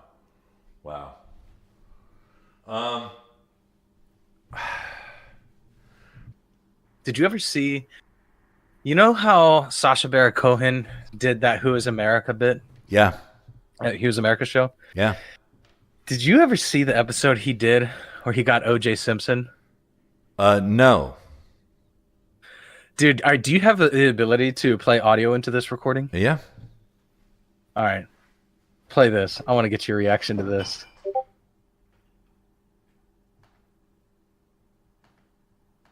All right, done. This is a far cry from Wayland, man. This is a far cry from Wayland, but we'll play it. All right, you ready? Here it comes. Yeah. All right, here it is. Non vi piacerebbe vivere una vita da ricchi e famosi? Questa settimana Joe è a Las Vegas per incontrare un eroe americano nonché attivista per It i changes to diritti delle English. donne. Just give it a second. Okay. Two good friends. To good friends, hopefully new friends. Yeah, I hope so. Yeah. The fuck? Let me introduce my girlfriend and then we talk a little business. Okay. Christina, sit down. Very good. Sì, vai, che bella voce, mi dia. Sì, no, ma infatti va bene, mamma mia. Like OJ has no idea. Sei bella oggi. Yeah, well, he just got out of jail, so. Yeah. Sei bella oggi. Oggi? Sei bella Buffalo Bill. Buffalo. Sì, Buffalo Bill. Ma che è Buffalo Bill? Buffalo Bill. Football americano. Ma va, ma No, va. I played a long time ago. Oggi è Simpson. Naked Gun. 1, 2, 3. Che ne so io dei che ganna? But it doesn't matter. I'm so It doesn't embarrassed. matter. But they're funny movies. Oggi, la. Oh, mamma mia! Oggi. She knows that. Oh, Jesus. Oh my god! Help me. Ammazzate ragazze! Oh mamma mia! Wow! Oh my God. Nice to meet you! Ok. Oh my Very nice, God. I'm so sorry. Io avevo 50 bello. anni, sì. No, Che bello. 50 anni gli davo, sì. No, She say you're very handsome. Well, thank you. It's okay, you can She's try. gorgeous. Yeah, okay, you can enjoy it. Just don't la la la la la. No. Sì, vai. Ma voglio stare qua, perché devo andare? Che We're gonna problema talk a c'è? business now. Ma va. Ma guarda questo, tu un po'. Watching her ass, of course. She's gorgeous, but sometimes I want to kill her, you know? Hey. I want to send her on a private helicopter tour over the Grand Canyon. Oopsie daisy. Oopsie daisy. Ba. Stop. No. Maybe I send her on a bungee jump, you know? Oh, the cord. Cord extra long. Cord extra long. Oh, bang. Oh shit. Oh, hey, how was I to know that it was extra elasticated? Oh, no, but I've been very unlucky in love. My ex-wife. You seem lucky in love to me. Yeah. Oh, Yeah, but I don't love her. Sometimes I want to completely kill her. Stop! No. Stop! If I do, you introduce me to Cochrane. Damn. I would have to introduce you Damn. in the afterlife. What? You didn't kill him too, did you? Listen, my business partner is a Sheikh Mansour. Yeah. He wants a one-on-one just with you and him. And he is obsessed about what happened the night with the wife. Yeah. And he wants you to tell him. What wife? The one you shot. Well, first of all, she wasn't my wife. Oh. We have been divorced and separated. Yeah. Sorry. I love how like that's the detail he chose to isolate out of that comment. Yeah. 100% truthful how Yeah. you got away with it. That's what he wants to know. Hey, And he slams his hand with nothing. I on the didn't get away handrail. with anything with my wife. Yeah. She committed suicide. Look out, stop. She got depressed and she put herself into a bag full of rocks and then managed to drag herself into the sea. It was not a You were in charge, so good for you. Oh, Me and you, we got something in common. We both, how you say, lady killers. You know, it's not what it sounds like. In Italian, it translates to somebody who murders women. No, I ain't killed nobody. Oh, I didn't either. What I hate about the press is you make her want a tiny little sleeve, and that's all they remember you for. Yeah. You're not the OJ the touchdown. You're not the OJ the movie star. Yeah. You kill two silly people, and suddenly you're OJ the murderer. Stop. You wanna have some cheese? No, I'm fine. You wanna have some cheese? Should I hide the knives? Hide the knives. OJ is in the town. damn. Dude, that was so brutal. I just stumbled across that Damn. and I was like, oh my god, dude. I thought he was trying to embarrass like, you know, right-wing politicians and whatnot. And then I saw that and I was like, holy Yeah. shit, dude, that edgy. That is. I mean, you know what, bro? In a way, I owe OJ a big thanks because literally that was my first red pill. And I ain't gonna explain it, but that was the first time I got red pilled. And I got blue pilled and black pilled after that. But that was my first red pill. Yeah. Back in the day. I watched those trials every day, Luke. I I watched did too. them. I was in the 6th grade though. I remember in 6th grade watching the Yeah. I was they actually took us into the library and they put it on a TV so we could watch it. Yeah. I was in college, right? And me and a bro of mine would finish up our classes and go and watch Court TV, right? Which, by the way, Luke, Court TV is fixing to be great again. You know about this? I've heard. What is this? I heard something about this. Yeah, Court TV coming back. Yeah, Court TV coming back. Yeah. Just Court in TV time. reprise. Yeah, just in time for the tribunals, man. Just in time, you know? So, yes, it's coming back starting in January. Factual. Yeah. Why is it coming back? Like, what's the impetus for this? I assume they got funding. I don't know the impetus. I don't know. I just know it's coming back. That's all I know. Yeah. But I used to watch all this shit on Court TV. That's how I watched it, you know? You too, probably. You know? Yeah. Yeah, I don't remember watching Court TV all that much, but Yeah. I mean, it was that or C-SPAN, but C-SPAN would like break away to government shit every now and then, but like Court TV stayed in the OJ trial. So like, yeah, man, me and a homeboy of mine, we would in fact, it was my homeboy I was telling you about whose dad worked for NASA. It was him, right? And we would get through classes early in the morning and race back to watch Court TV. Yeah. huh? Yeah. Interesting. Yeah. So I watched much of this, not all of it, but much of it. Yeah. Dude, I've been meaning to ask you. Dude, did you hear about this? Is a total topic change. Is that all right? Yeah, of course. Did you hear about how Milo? Have you heard the latest on him? I know nothing about Milo for like 6 months now. I know nothing. Dude, he is apparently like way in debt. Like bankrupt. How? Dude, I mean, all that liposuction, all the he got those new teeth, Yeah. facelifts. But he really did get liposuction. He wasn't fat. Why did he get liposuction? He wasn't fat. He got it on his ass, I think. Oh. I don't know, but Okay. Yeah, he got those new teeth and all the stylists, flying first class, flying in private jets.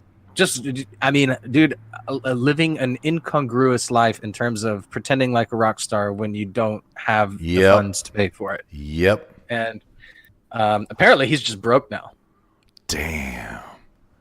Yeah, like he's like $3 million. He owes like $2.5 or $3 million or something. Like all of the people in Australia, like he apparently never paid any of them or something to that effect. I'm not quite, but he apparently owes a lot of like venues and people like this a lot of money. Wow. No, I didn't hear it. I didn't hear nothing about it. Huh. All right. So, I mean, first of all, Luke, I always knew this is where it was going, right? You live a superficial lifestyle. Your expenses are also superficial, right? The worst thing that ever happened to that glorious bastard was getting fired from Breitbart. That was the worst thing, you know? And actually, he resigned, but he should have stayed. Huh. Well, all right. I mean, I have a few things to say about it. First of all, his biggest mistake was never growing intellectually. It was like, I'm all about feminism. And then like, once he BTFO'd feminism, he never like grew past that. And he I just would became agree. stale, dude. Yeah, I would He agree. just became so stale. I have no interest in hearing anything he has to say at this point. Same I've already here. heard it all. Same here. Yeah, same here. You know? It's like, what? He's going to go on Dave Rubin and then talk about what? Well, Feminism? yeah. More, you know? Yeah, true. True. So True. I think he outlived his usefulness, and he never, what's the word I'm looking for? Reinvented Evolved. himself. Yes. Yeah. He never reinvented himself. He never evolved into something better. He just sort of stagnated and just sort of stayed there while, I mean, dude, he was out in front of the intellectual dark web by like 3 years. Yeah, he was. You know? Yeah, he was. And he just stagnated, and he could have been on top of this. I mean, he could have been bigger than Jordan Peterson at this point. Yeah, he could. You know, I actually, dude, I watched an interview by Jordan Peterson interview the other. Do you know how much money he is making? No. He's making, I'm guessing, close to $10 million a year. Well, I know our boy in San Francisco, and I wanted to go see him at the Masonic, right? And tickets were $95. So you multiply that by 3,500. That's a lot of money. Yeah. He said that he makes $40,000 a night in speaking. Damn. His 12 rules tour makes him $40,000 a night. Oh my God. Wow. Wow. Yeah, he some interviewer asked him how much money he made, and he listed off all of his sources of income. All right. So now that Milo is slumming, let's make him great again. Let's get him on HSP. We can do it. We can do it. I get that's like our shtick on HSP now. Is we get like washed up IDW figures. Hell, that's Disney's stick. So why not ours? That's literally what they do. So let's do Well, it. he has a lot of YouTube subscribers. I think his problem is not revenue. I think his problem is debt. I think his I think problem he's got a is spending problem. I think his problem literally is ideological fallacy and the will to be a shock jock at the right time, but to not innovate going forward. You know what I mean? Right. Yeah. Yeah. I mean, look at Alex Jones. Okay. This is what I wanted to say earlier. Okay. What I thought the turning point for Milo's career was getting showed from Twitter, right? Okay. Well, Alex Jones did, and Alex Jones is doing quite well, right? He anticipated it and he moved on, right? Milo apparently not so much. Not so much. Yeah, I mean, he's got a political podcast. That's like his thing now. And I've tried to watch a little bit of it. Just I knew I wouldn't be impressed, but I wanted to just see how he did, you know? And How I was it? just like, huh? How was it? It's not good. Oh, whoa. Huh. Because his thing was he was all about cultural politics. Yes. He was never about pure politics. He was never strong in that. Yeah, I mean, that's his true. whole like Trump obsession and all this and that. It was that was cultural. so superficial. Yeah, it was cultural entirely. Yeah, yeah. He was literally trying to make gays like Trump, which, you know what? I don't have a problem with that. But nonetheless, there is real political business going on, and there is real philosophical business going on, and Milo never addressed it, ever, right? He would Yeah, just... I mean, yeah. if you want gays to vote for Trump, then do what Brandon Struck is doing with the Walk Away campaign. Do Yes. that. That's how you do it. That's what I'm saying. That's what I'm saying. Yep. Which he is way successful, by the way. Dude, I follow him on Twitter, man. I support him, man. We follow the Zero Gravity Media Twitter. We follow him. I retweet his stuff when it's good. You know, I'm there to support him. You know, Yeah. I like that. Yeah. You know, he has. I really liked his message that he delivered when he came out with it, and I liked the way he's managed his brand so far. He seems sincere. He seems honest and likable, and I will support him. You know, give him some moral support. You know, as he grows. Yeah. I don't know how meaningful that is, considering like we don't have a big movement following us or anything, but still, Well, Luke, here's what it is. Times changed. They changed from Milo to Brandon, right? And Milo did not make that change. The question now is, will Brandon make that change, right? So we'll see, right? Like, okay, the walkaway movement is over. It's over. We talked about that in HSP 06 before we took the hiatus, right? Has it evolved?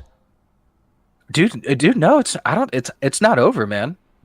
Really? Like, he's still yeah, like people are following him. He's doing media appearances. Like Fox News has him on. Like That's true. I he's- do see him on like- Fox News. I do. yeah, like it's not over, dude. It's still going on. It's definitely been a slow burn, but it's growing. It's not over.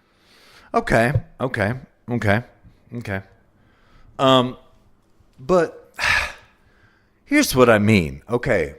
We have a truly principled approach, right? And Yeah. we will move with the times, right? Will Brandon? We'll see. Did Milo? No. Did Ben Shapiro? Yes, he did. Is Ben Shapiro principled? Yes, he is. He is. On some things. on some political derivative stuff. The moment, and this is the problem with the IDW, is that the moment you get beyond anything beyond free speech, so like deep into ethic, most certainly epistemology and metaphysics, like the moment you get past free speech is the moment where they all just break down. Like every last one of them. I would say, honestly, Ben Shapiro, not so much. I think that he really knows his shit. He's Ben Shapiro is a pure, well, not pure, but he is raised objectivist. He is. Right? Yeah, but he does not like objectivism. He doesn't like Ayn Rand. He doesn't like objectivism. Well, and now, of course, the objectivists have been sort of like annoying little flies, like annoying little gnats buzzing around him, trying to get a piece, you know. But so I can't 100% blame him with the way. But like recently, he's been throwing more little pop shots at the, you know. But then he refuses to debate any of them, you know. So, well, why would he? For money. He agreed to already. Dave Rubin organized the debate between Yaron Brook Dave and Rubin Ben Shapiro. is no objectivist.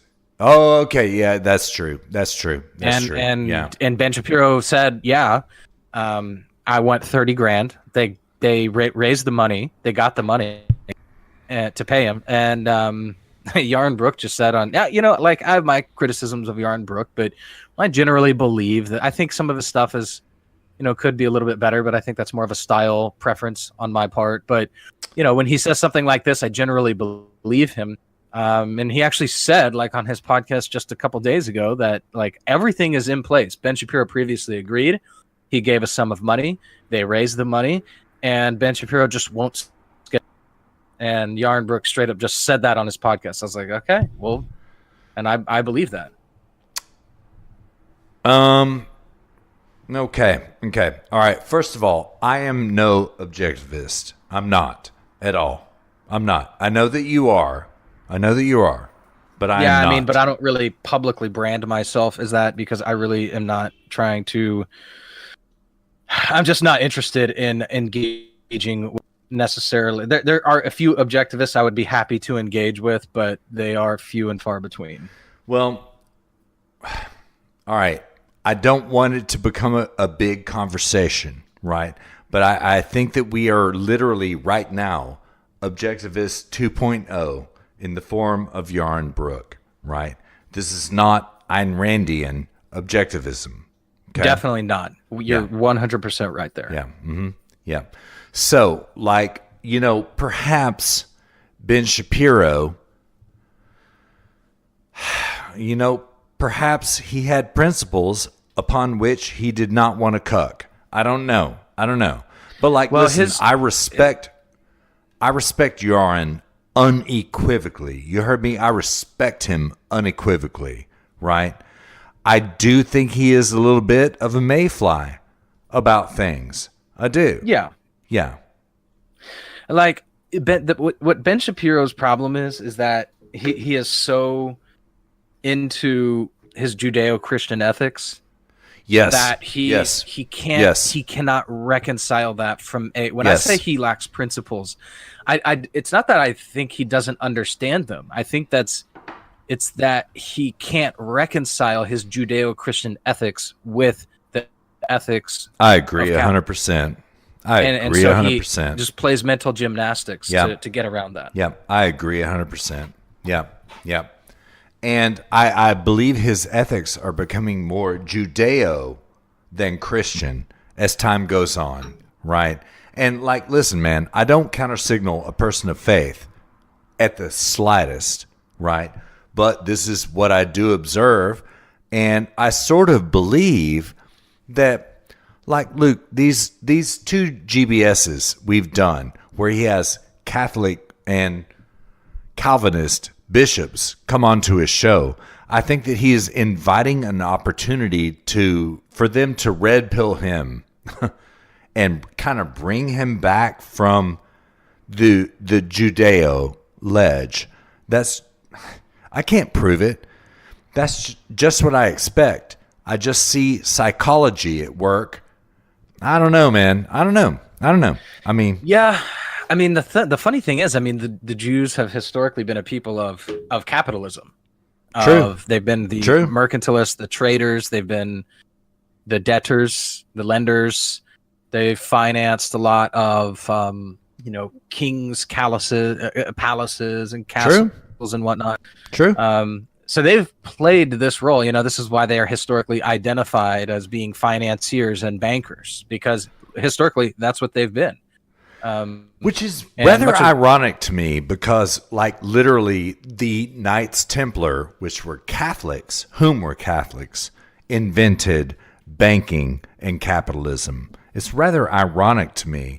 So like the reason that all these people blame the Jews for everything going back to antiquity, no, you know what? It's really kind of the Knights Templar.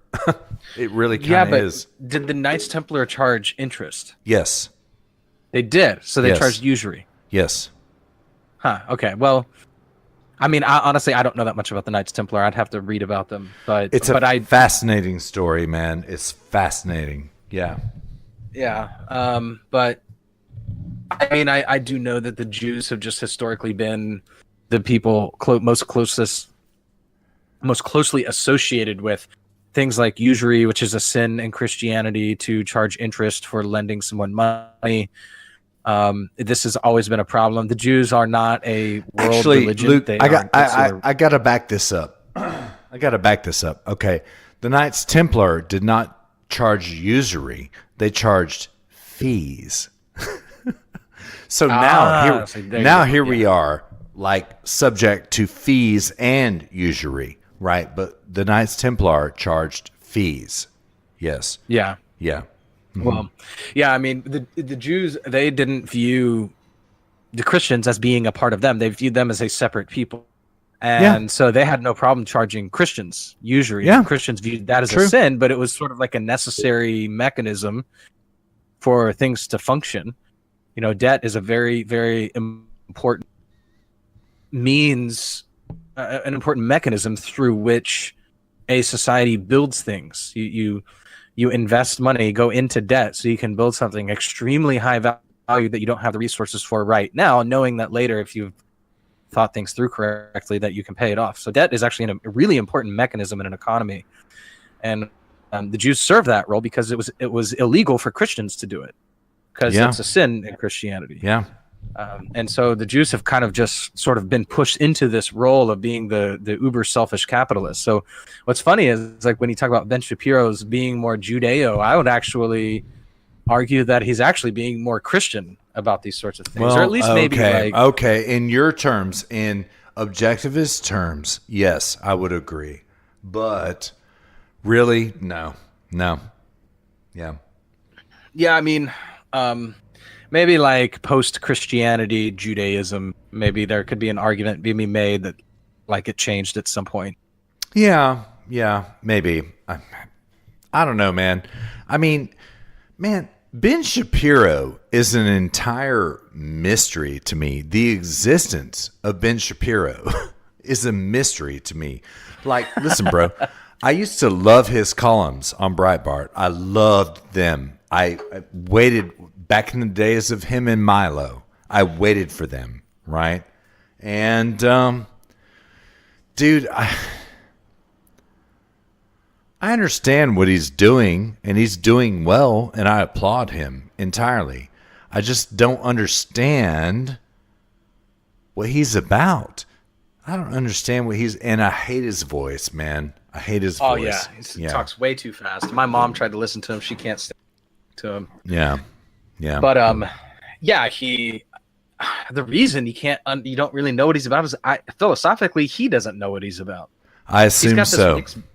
He's principled, but he's got this mixed bag of principles, and many of them conflict. And the deeper you go into it, the more they conflict. Yeah, it's true. That's why he stays pretty high level and derivative. Yeah, it's true. That's true. Yeah. I was looking. I've got Thomas Sowell's "The Economics and Politics of Race," and I was looking to see if there's a Jewish part in here, but there's not. I haven't read this yet. I'm really excited to read it. Yeah, I haven't either. I know about it quite in depth, but I've not read it.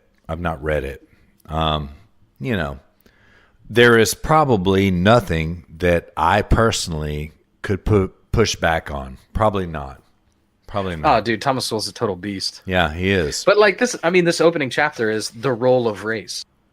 It's like I'm fascinated. I want to know. I want to know what he's saying there. You know. Huh. It's a big question. It's It's only 6 pages. Well, It's not apparently not much of a role. yeah, well, yeah. Yeah, dude, I've got so many books that I still haven't finished reading. Yeah. I mean,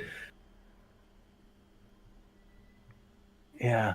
I mean, I don't want to say any of the books that I either haven't read or haven't finished reading. I don't want to expose the chinks in my armor. Yeah.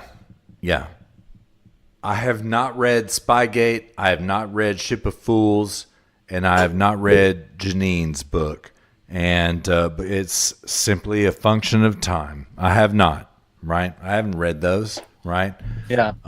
What have I read? Luke, I only read periodicals at the moment. That's all I read. That's all I have time to read, you know? Yeah. Yeah, indeed. I still try to read. When I take the train, I read 6 Pillars of Self-Esteem in like 2 weeks riding the train. Yeah. Which that is a really good book. Say it again. What is it? 6 Pillars of Self-Esteem. Oh, yeah, It's by- totally. Yeah. I have read some of that. Excuse me. By the way, I have. Yeah, it's a really good book.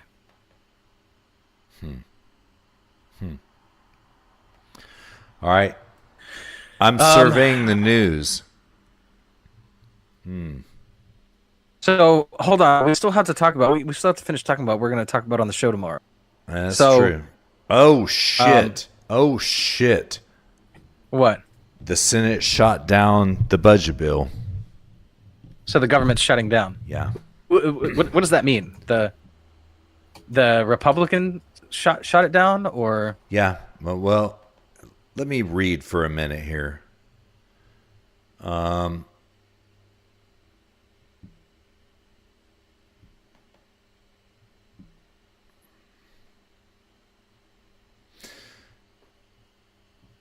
Okay. It's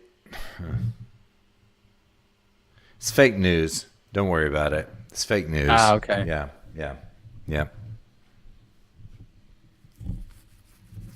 Yeah. I mean, we pretty much talked about everything. I think tomorrow we can just kind of roll up into comfy Christmas.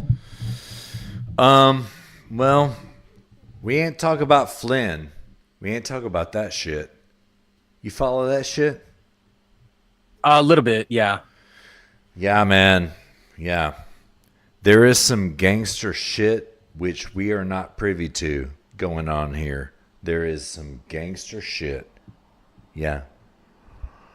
Well, we should probably talk about it tomorrow then. Okay. Yeah, probably so. Well, actually, you know what? Yeah, okay. Yeah.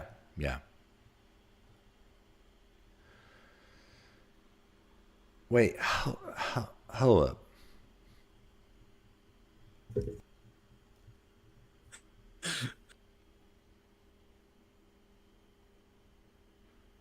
What are you laughing at? Check Discord. Is that Mike Enoch? Yeah, dude. Oh my God. Really? Yeah. But you see the image at the bottom? Yeah. What does that mean? Gym packed? Yeah. That is like the guy. It was this like it became a meme because the this guy, it was like this black guy. He was like a motivational speaker or something, and he had this company, and Mike Enoch's wife was the like head of PR, head of marketing for that guy. And Oh she was my like, God. and Oh his my name is God. Jim, and the name of the company was Jim Pact. And and Jim Pact Enterprises, no excuses, just performance. And like in the about section on the website, it was his wife going like, "Oh, when I was Jim Pacted, the moment I met him, and blah blah," and that became a meme. Oh my God. I am not privy to that. I don't You know didn't about that. see all those memes on poll when No. that happened? No. Oh yeah, dude, those were gold, man. Those were some of the best memes of whenever that happened. What was that? Almost 2 years ago? Shit. I mean, on poll, you have to curate like we do. You have to curate. And I never saw that. Man, poor bastard, man. Poor bastard. Yeah. Yeah. Man, Luke, I'm fat as fuck right now, by the way, but I'm not fat like that. I will just say. Yeah.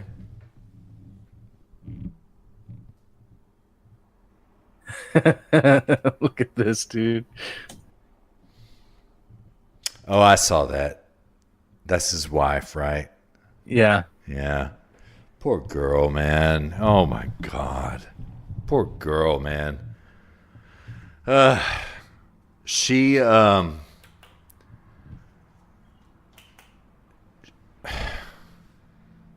know what?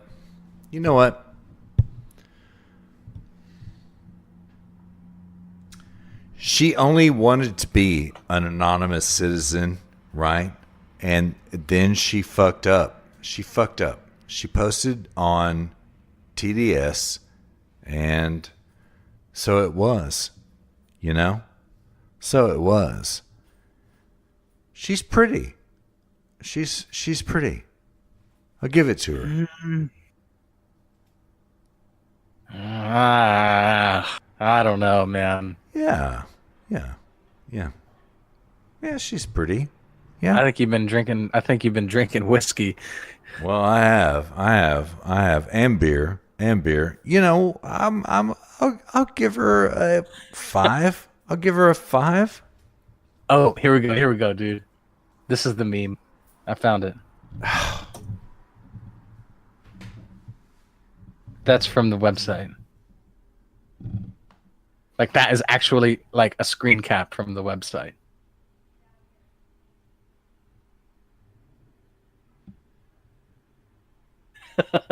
Damn.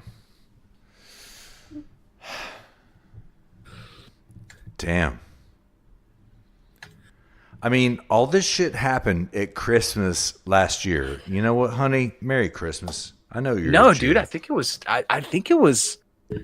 2 years ago already. It was Look at last year. It was last year. I know because I was driving through the desert last year trying to figure this out from podcast to podcast. It was last year. Yeah. Okay. But Yeah. look at that one that I posted. I see it.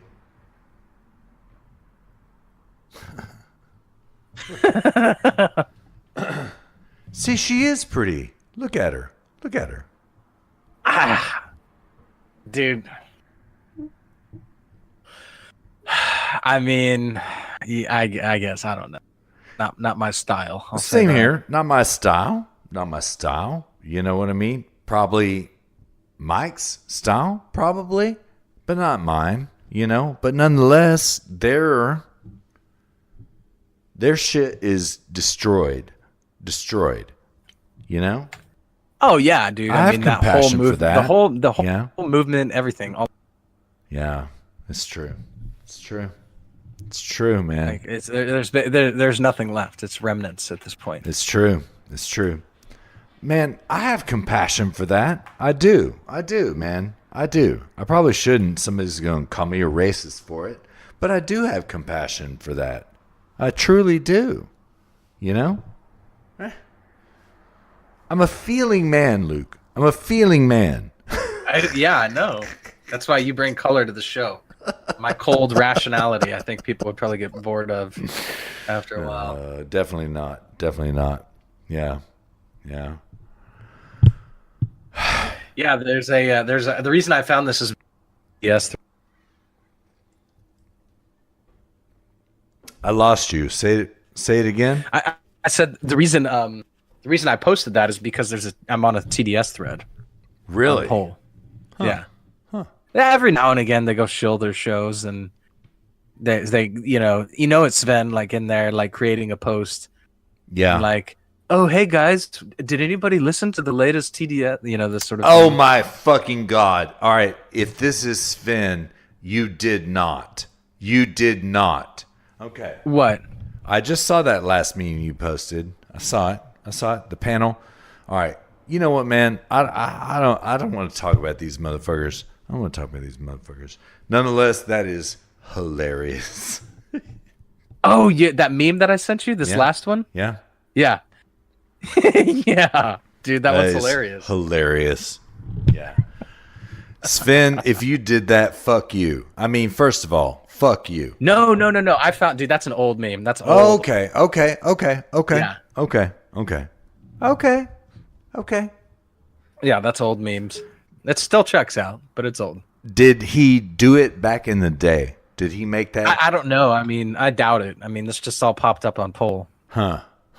How'd you find that? Just Google image search. Okay. Yeah. Okay. Wow. God fucking damn it. That poor girl, Luke. Think about this poor girl, right? She tried to get away and she can't. She's here forever. Think about that. Yeah. Yeah. She moved to what? Idaho? Iowa? One of the two? To flee? And she can't. She can't. I didn't know that. I had no idea. Oh, yeah. She did. I don't know anything about whatever happened to her after the doxing. Yeah. Bad shit. Yep. What happened to her? I don't know. Honestly, I don't know. Yeah. I would say if I did, but I don't. Yeah. She just got as far the fuck away from Mike Enoch as she possibly could. That's all I know. I mean, you can't really blame her. You know what I mean? Well, except for the fact that she posted that Christmas meme 2 years ago, right? She did, right? Yeah, I mean, that was a mistake on her part, for Yes, sure. it was. Yes. Yeah. And yeah, she did, and this is what it is, Luke. All right. We're in the business of being correct because we don't want to be consequential in the end. We want to be correct now and in the end. And she was incorrect here for a moment. And, poor girl, man. Poor girl. I mean it. Seriously. Yeah. Yeah. Dude, here's a random question. What are your thoughts on Sticks? Say it again. Sticks, Hex, and Hammer. I just got red pilled from Bongino this week about the fact that Styx has been banned. Yeah? What? I think From so. where? No, From I'm YouTube? sorry. It was that. It was Sargon. that. Yeah, it was Sargon. Yeah. Sargon, yeah, he got kicked off of Patreon. Okay. Styx. Okay. First of all, I respect his observation. Right. I respect his capacity for input entirely. Right. I find his principles somewhat arbitrary, and I agree. Yeah. I don't hate him, but he's an ugly fucking bastard. Styx, you're an ugly fucking bastard. I'm sorry, bro. Stop posting your mug fucking everywhere because it's miserable, right? And you know what? Oh, okay, I just hit upon it. You know what? I think Styx is a 100 complete narcissist. That's what I think about him, right? We agree sometimes, we don't agree others, but nonetheless, Sticks is a fucking narcissist. I mean, I don't know that I would call. I mean, I guess I haven't watched enough of his stuff to say one way or the other. He definitely has that vibe, though. He definitely has like a narcissist vibe. But he just is this one of these unprincipled sort of thinkers that's sort of like trying to occupy some sort of milquetoast space between libertarianism, civic nationalism, the alt-right, and the trad-right. It's like I have to stay. I have to have, one toe in each and one hand in each, and just kind of not get pulled too far to get roped in, so I can maintain my own little brand. Yeah, and that's like his whole shtick. Yeah.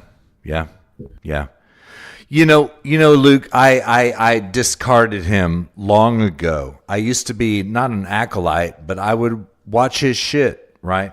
And he is smart. I'll give him that. He's smart, right? But I think that his narcissism bests his intelligence, right? Because of his intellectual flexibility. Right? That's the indicator right there. Like, you can jump in this camp, you can jump in this camp. I mean, like, Luke, he defended Ghost. Literally. He did. He defended Ghost. Which, you know what? I don't have a problem with that. But then you go defend Trump, and then you go defend Laura Loomer. Then you go defend whomever. He's a white knight. He's an ideological genie of white knights. That's what he is. You know what I mean? Yeah, and he doesn't perform well when he's placed with other people. I watched a debate one time. It was like him and Richard Spencer and one or two other people, and he just was totally left in the dust. Yeah, I was actually saw it. shocked at how bad he did. Yeah, same here. I saw it. I thought it was Mike Enoch, actually. I thought it was. Yeah. Yeah. And it might have been Enoch on there. I'm not sure. And listen, you motherfuckers, we don't want no trouble. Y'all go do y'all's thing. Luke and I do our thing. We don't want no trouble. Okay? We don't want no trouble. So don't step. If you do, well, so I find him very slippery, Luke. Of course. He has to be. Yeah, I find Sticks very slippery as well. I do. I do. Yeah. Yeah. And whatever. That's cool. That's cool, man. I'm all about people making money. Whatever you have to do to make money, I'm all about it. Except for, maybe whoring your body, maybe not that. I mean, if it's literally your last best asset and you have nothing else, well, maybe then, and only then, but still then, not really, because morality is in play. So, I don't have nothing. Yeah, I mean that's I think sufficient. Yeah. But you know what, you bastards, you did entertain me. You did make me think. So thank you. I do mean that. Thank you both. And Mike Enoch and Spencer and everybody else. Thank you for making me think. I appreciate it. I do. Yeah, man. Quiet night on Polton. Good. It's Christmas, man. It's Christmas. All right, dude. So what are we going to talk about tomorrow? We got Flynn. What else? Shit. I don't know. We've got at least 1 hour of comfy posting. All right. So yeah, Flynn, probably. I do want to hear Shady Nate's take about this. Hold up.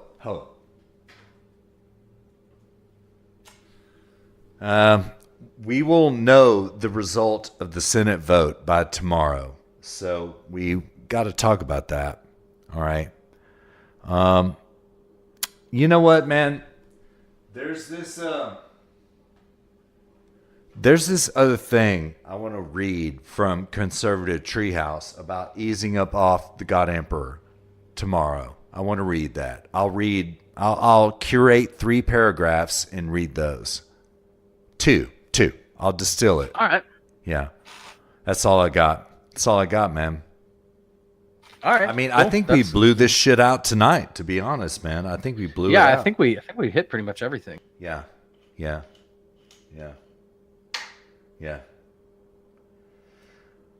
Huh, man. Friday night comfy post. All right. So, dear listener, we know you're privy because we're going to post it, but we're going to go on for a minute after this. Yeah. So actually, I still have to post our others. I still to post HSP 18 to WordPress. Oh, I thought you did that. No? No, I got it up on SoundCloud, but dude, I was so tired I went to bed last night. No, don't post that shit. Fuck that shit. Seriously. Fuck that shit. I mean, it was great content. It was great content, but like, dear listener, listen, my apologies. Things just didn't work that day. Things didn't work. Yeah. All right. Yeah, it's all good. Yeah. All right, brother. We should get up out of here. Yeah. Yeah. All right, dude. Then, what time are we? Okay, so 10 a.m. Dude, like I want to be ready to roll at 10 a.m. Okay, our 2 guests, I guarantee, will not be ready for that. But let's try it. Let's try. I will be ready. I'll be ready. They don't need to be ready. They can get on Discord, but the thing is, like, you and I can't do a private chat. You have to go to the Discord channel, and you need to I go to the voice channel inside the Zero Gravity Media Discord server. Yeah. So you gotta go there and go to the voice channel. Yeah. And they can come join whenever. They'll just pop in and okay. And they'll just they can join in for the last hour of the show for all I care. Yeah. Yeah. I mean, obviously, I would like them to be there for the whole show. Yeah. We can start the show and like knock out political stuff, and then when they jump in, we can go to more sort of freestyle, if you will. Yeah. Oh man, this is painful, bro. We don't have any exit music for this show. We're just starting. You know what? We'll have some.